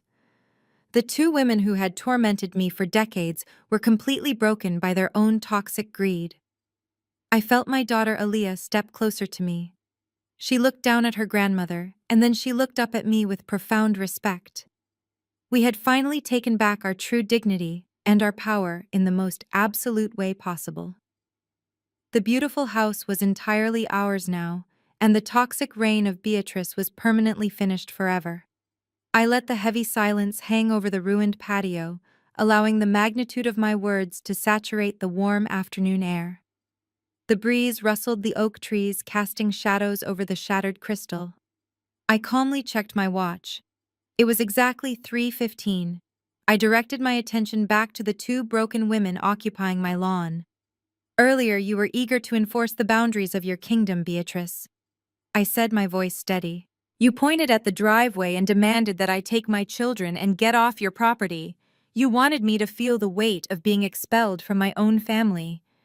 You wielded this estate like a weapon to punish me. Beatrice flinched, unable to look me in the face. Now the power dynamic is inverted. I continued stepping toward her. I hold the deed. I pay the property taxes. I own every single brick of that massive house, every blade of grass, and every inch of the driveway you tried to banish me down. I will make this simple for both of you. Vanessa looked up from the patio floor, anticipating the final blow. You told me to get off your property, Beatrice, I said. Now I am telling you that you have exactly 1 hour and 45 minutes left on mine. You have until exactly 5 o'clock to go inside that house, pack whatever you can physically fit into Vanessa's leased sport utility vehicle, and get off my property. Vanessa gasped, her hands flying to her mouth. 5 o'clock? She stammered, her voice shaking uncontrollably. Kendra, that is impossible. We cannot pack an entire house in under 2 hours. I have furniture. I have a massive wardrobe. I have my children's things. We need moving trucks. We need a week at least. Where are we supposed to go? You can go to a hotel, Vanessa, I replied coldly. You can sleep in the back of your car for all I care, but you are not staying here, and you certainly are not taking the furniture. The foreclosure auction included all the primary fixtures and major furnishings left inside the estate. The bank sold the property as is. You do not own the heavy oak dining table anymore, Beatrice. You do not own the crystal chandeliers or the custom leather sofas. All you own are your clothes, your personal items, and whatever fake jewelry Connor did not pawn to cover his massive federal fraud. Beatrice let out a low, agonizing moan, burying her face in her hands. The reality of her absolute destitution was finally sinking in. She was losing her home, leaving it with nothing but a few suitcases. If you or Vanessa are still standing on this grass at 1 minute past 5 o'clock, I will not hesitate to press the panic button on my own security app. I warned them, my voice dropping to a lethal whisper. I will call the local police. And unlike Connor, I actually possess the legal documentation to prove you are hostile trespassers illegally occupying my private residence. Do not test my resolve. Move your bodies right now. Vanessa scrambled to her feet, her torn silk dress flapping around her legs. She grabbed her mother's arm, violently pulling the older woman out of the wrought iron chair. Come on, Mom. Vanessa hissed, her voice frantic and breathless. We have to go inside. We have to grab the jewelry and the designer bags before she locks us out completely. Get up. We have to hurry. Beatrice stumbled to her feet, moving like a sleepwalker. She looked around the patio one last time, her eyes lingering on the beautiful gardens she used to boast about to her country club friends. Then she turned and let Vanessa drag her toward the grand glass doors of the massive brick colonial house. They moved with a pathetic, desperate urgency, two fallen queens running to salvage their scraps. As they disappeared inside the house, I turned my attention to the remaining relatives. There were still about a dozen aunts, uncles, and older cousins lingering near the edges of the patio. They had stayed to watch the spectacle, completely paralyzed by the rapid destruction of the family hierarchy. They had watched Connor threaten my children. They had watched Beatrice disown me, and they had done absolutely nothing. They were the silent enablers who had allowed this toxic environment to thrive for decades. Uncle Marcus took a hesitant step forward, clearing his throat. Listen, Kendra. He began, raising his hands in a placating gesture. We had no idea things were this bad. We are all family here. Maybe we can sit down inside and talk about how to handle this transition. We can help you manage the estate. I cut him off with a sharp laugh. Do not insult my intelligence, Marcus. I snapped, my eyes narrowing. You do not want to manage the estate. You want to figure out how you can latch on to the new owner, now that your old meal ticket is sitting in federal custody. You watched that man threaten my 6-year-old son with institutionalization, and you did not say a single word to stop him. You watched my mother banish me, and you just stared at your shoes. You are cowards, every single one of you. I raised my arm and pointed a firm, unwavering finger toward the ruined wrought iron gates at the end of the driveway. The eviction notice applies to all of you, I declared, my voice ringing with absolute authority. You do not get to pack anything. You do not get to wait an hour and 45 minutes here. You all get to leave my property right this second. Walk down my long stone driveway, get in your cars, and never ever come back. If I ever see any of your faces near my children or my home again, I will have you arrested for trespassing. Get out immediately. The aunts and uncles did not need to be told twice. The conviction in my voice broke whatever spell Beatrice had over them. Uncle Marcus jogged toward his sedan, his loafers slipping on the cobblestones. Aunt Viv was right behind him, ignoring the luggage she brought for the weekend. The rest of the family scattered like roaches. Car doors slammed in rapid succession. Engines roared to life, disrupting the quiet afternoon. Within 5 satisfying minutes, the driveway was completely cleared of my relatives' vehicles. They sped through the ruined wrought iron gates, leaving behind nothing but the stench of their hypocrisy. I stood on the patio, listening to the fading hum of their engines. Then I turned my attention to the grand glass doors. I took my children's hands, and we walked slowly inside. The interior of the massive colonial house was a scene of absolute frantic chaos. The polished marble foyer echoed with the sounds of slamming closet doors and hysterical sobbing. I stood in the entryway, leaning casually against the mahogany banister, watching the 2 women who had tormented me completely unravel. Vanessa was sprinting up and down the sweeping curved staircase, her torn silk dress billowing behind her.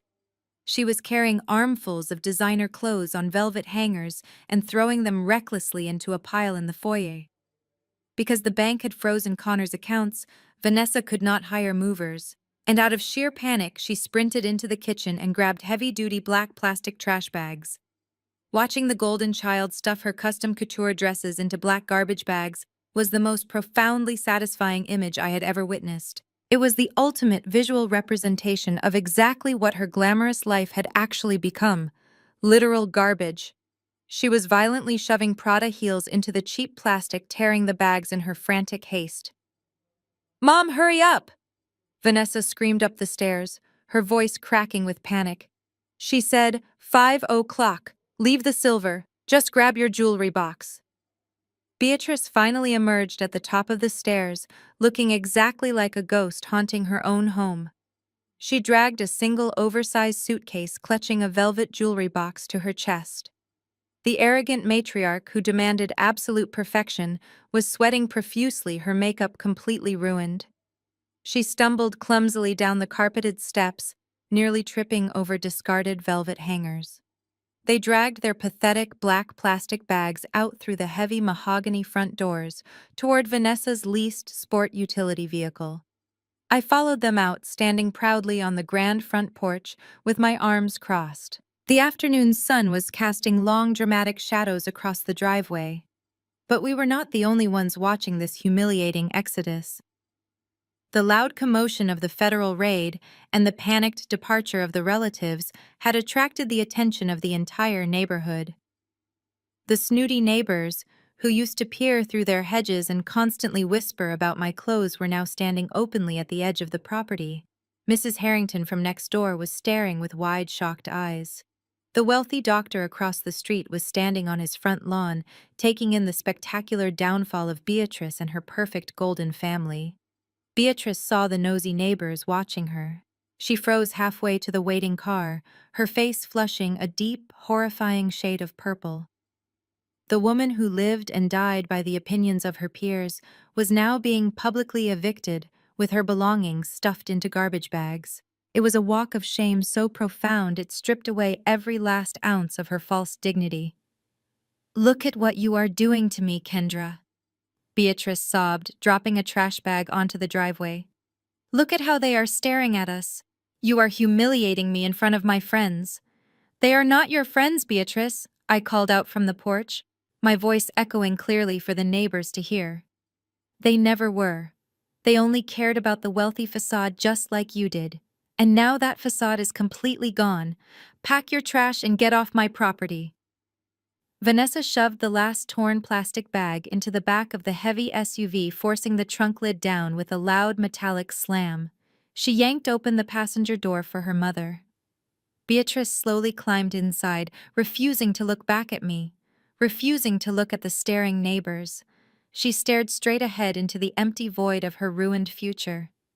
Vanessa quickly climbed into the driver's seat. Her hands were shaking so badly she could barely get the key into the ignition. The powerful engine roared to life. She did not roll down the window to say a final goodbye. She did not offer a tearful final apology. There was absolutely nothing left to say. The toxic hierarchy of this family was permanently dismantled. The golden child was entirely broke. The white knight was sitting in federal custody. The proud matriarch was completely homeless. She shifted the heavy vehicle right into drive and slammed her foot hard on the gas pedal. The tires screeched violently against the cobblestone driveway, leaving thick black rubber skid marks as she accelerated far too quickly. They swerved slightly narrowly, missing the ornate stone fountain in the center of the courtyard, before speeding toward the wide-open gates.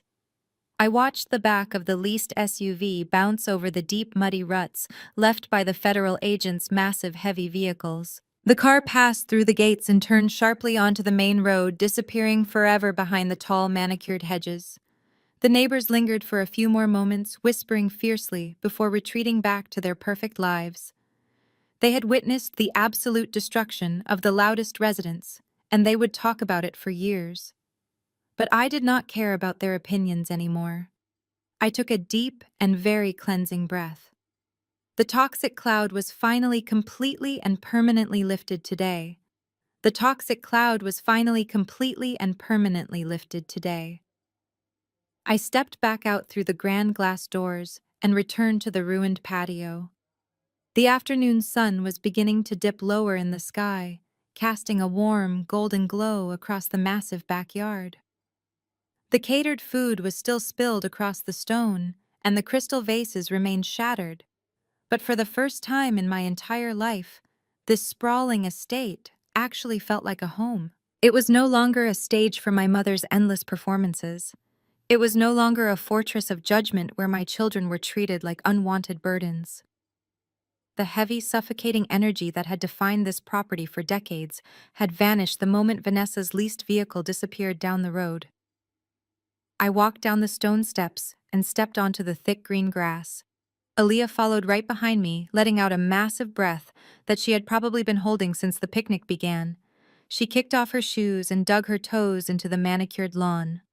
"Mom," she said, her voice filled with a mixture of awe and exhaustion. "I cannot believe you actually did that. I cannot believe this entire place is ours." I reached out and wrapped my arm tightly around her shoulders, pulling her close. "We earned this, Aaliyah," I told her, pressing a kiss to the top of her head. "We survived their cruelty and we built our own strength. We never have to shrink ourselves to fit into their tiny, bitter world ever again." Leo came running out from the kitchen, carrying a fresh plastic cup of juice. Earlier today, he had been terrified, clinging to my leg while a grown man threatened him. Now he was bounding across the lawn with absolute pure joy. He did not have to worry about ruining his grandmother's perfect aesthetic. He did not have to tiptoe around expensive outdoor furniture or stay perfectly silent. He was just a 6-year-old boy playing freely in his own backyard. He spun around in circles, laughing loudly as he deliberately stomped right through the muddy tire tracks left by the federal agents. Aaliyah laughed and ran after him, initiating a massive game of tag across the sprawling lawn. I stood alone on the grass, watching my 2 beautiful children play. My heart swelled with an overwhelming sense of peace. For so many years, I had allowed my mother and my sister to dictate my worth. I had internalized their snide comments and their blatant disrespect, because society tells us that blood is the most important bond we have. We are conditioned to forgive toxic family members simply because we share the same DNA. But standing here watching my son laugh without fear, I finally understood the absolute truth. Blood does not make a family. Respect makes a family. Love makes a family. Unconditional support makes a family. My mother and sister shared my blood, but they never shared my heart. They only saw me as a prop to elevate their own fragile egos. My late husband Marcus understood that truth better than anyone. He never had a fancy title or a massive bank account, but he possessed a wealth of character that Connor could never even comprehend. Marcus loved us fiercely, and he worked with his bare hands to provide for us. He would have been so incredibly proud to see Aaliyah standing up to her grandmother. He would have been proud to see me finally claiming my own space and protecting our son. I looked up at the clear blue sky, sending a silent thank you to the man who taught me what real love actually looked like. We were going to be just fine. I turned my gaze back to the massive brick colonial house. It was huge and imposing, but it was a blank canvas now. Beatrice had decorated every single room to look like a museum meant to be admired but never comfortably lived in. That was going to change immediately. Tomorrow morning, the deep cleaning would begin. I was going to hire a crew to throw out the remaining remnants of her pretentious lifestyle, and I already knew exactly what I was going to do with her prized formal dining room. That massive room with its suffocating silk drapes and its absurdly long, polished oak table had always been the epicenter of her psychological warfare. It was the room where she held court and handed out her cruel judgments. I was going to completely dismantle it. I planned to tear down the heavy drapes and let the natural sunlight pour in. I was going to rip up the expensive Persian rugs and install soft, padded flooring. That dining room was going to become a massive state-of-the-art sensory playroom, specifically designed for Leo. I would fill it with climbing walls, soft swings, interactive light panels, and everything his brilliant, active mind needed to thrive. The very room where Beatrice used to banish him for being disruptive would become his personal sanctuary. As the sun finally began to set, casting long, beautiful shadows across the estate, I felt a profound sense of closure. The long, brutal war was officially over. I had entered this property today as an outcast, and I was ending the day as the undisputed owner. I did not just defeat my toxic family, I completely outgrew them. I built a fortress of my own success, and I locked them outside the gates forever. My children and I were finally safe to live our lives loudly, boldly, and unapologetically. We were free. Sometimes the trash takes itself out, but sometimes you have to buy the dump to evict the raccoons. Have you ever had to cut off toxic family members who thought they were better than you? Tell me your story in the comments. Do not forget to like and subscribe, and remember, never let anyone banish you from a table you can afford to buy. The most profound lesson to take away from Kendra's journey is that sharing blood does not automatically make someone family. For far too long, society has conditioned us to believe that we must endure toxic behavior simply because we share genetics with the people who are actively hurting us. We are often told to keep the peace, swallow our pride, and shrink our own potential just to fit into the dysfunction of relatives who are supposed to love us unconditionally. But this story shatters that dangerous illusion entirely. Through her quiet resilience, Kendra teaches us that true power does not come from loud arrogance or wearing designer clothes funded by massive lies. It comes from the silent, unglamorous work of building your own solid foundation. Her mother and sister built their entire identities on the conditional approval of others and the fragile illusion of borrowed wealth. They worshipped a false savior while entirely discarding the brilliant, hardworking woman standing right in front of them. Kendra realized that she did not need to desperately fight for a seat at a table where she was constantly disrespected and minimized. Instead, she worked relentlessly, educated herself, and ultimately bought the entire estate. Her victory was not just about spectacular financial revenge, it was about reclaiming her absolute dignity. She proved that true family is exclusively defined by mutual respect, unwavering support, and genuine love. When you finally stop seeking validation from people who are committed to misunderstanding you, you instantly create the space to build a life of authentic peace. You absolutely do not owe your loyalty to anyone who treats you like a burden or a second-class citizen. If you are currently holding on to toxic relationships just out of biological obligation, please hit the like button and subscribe for more empowering stories of resilience.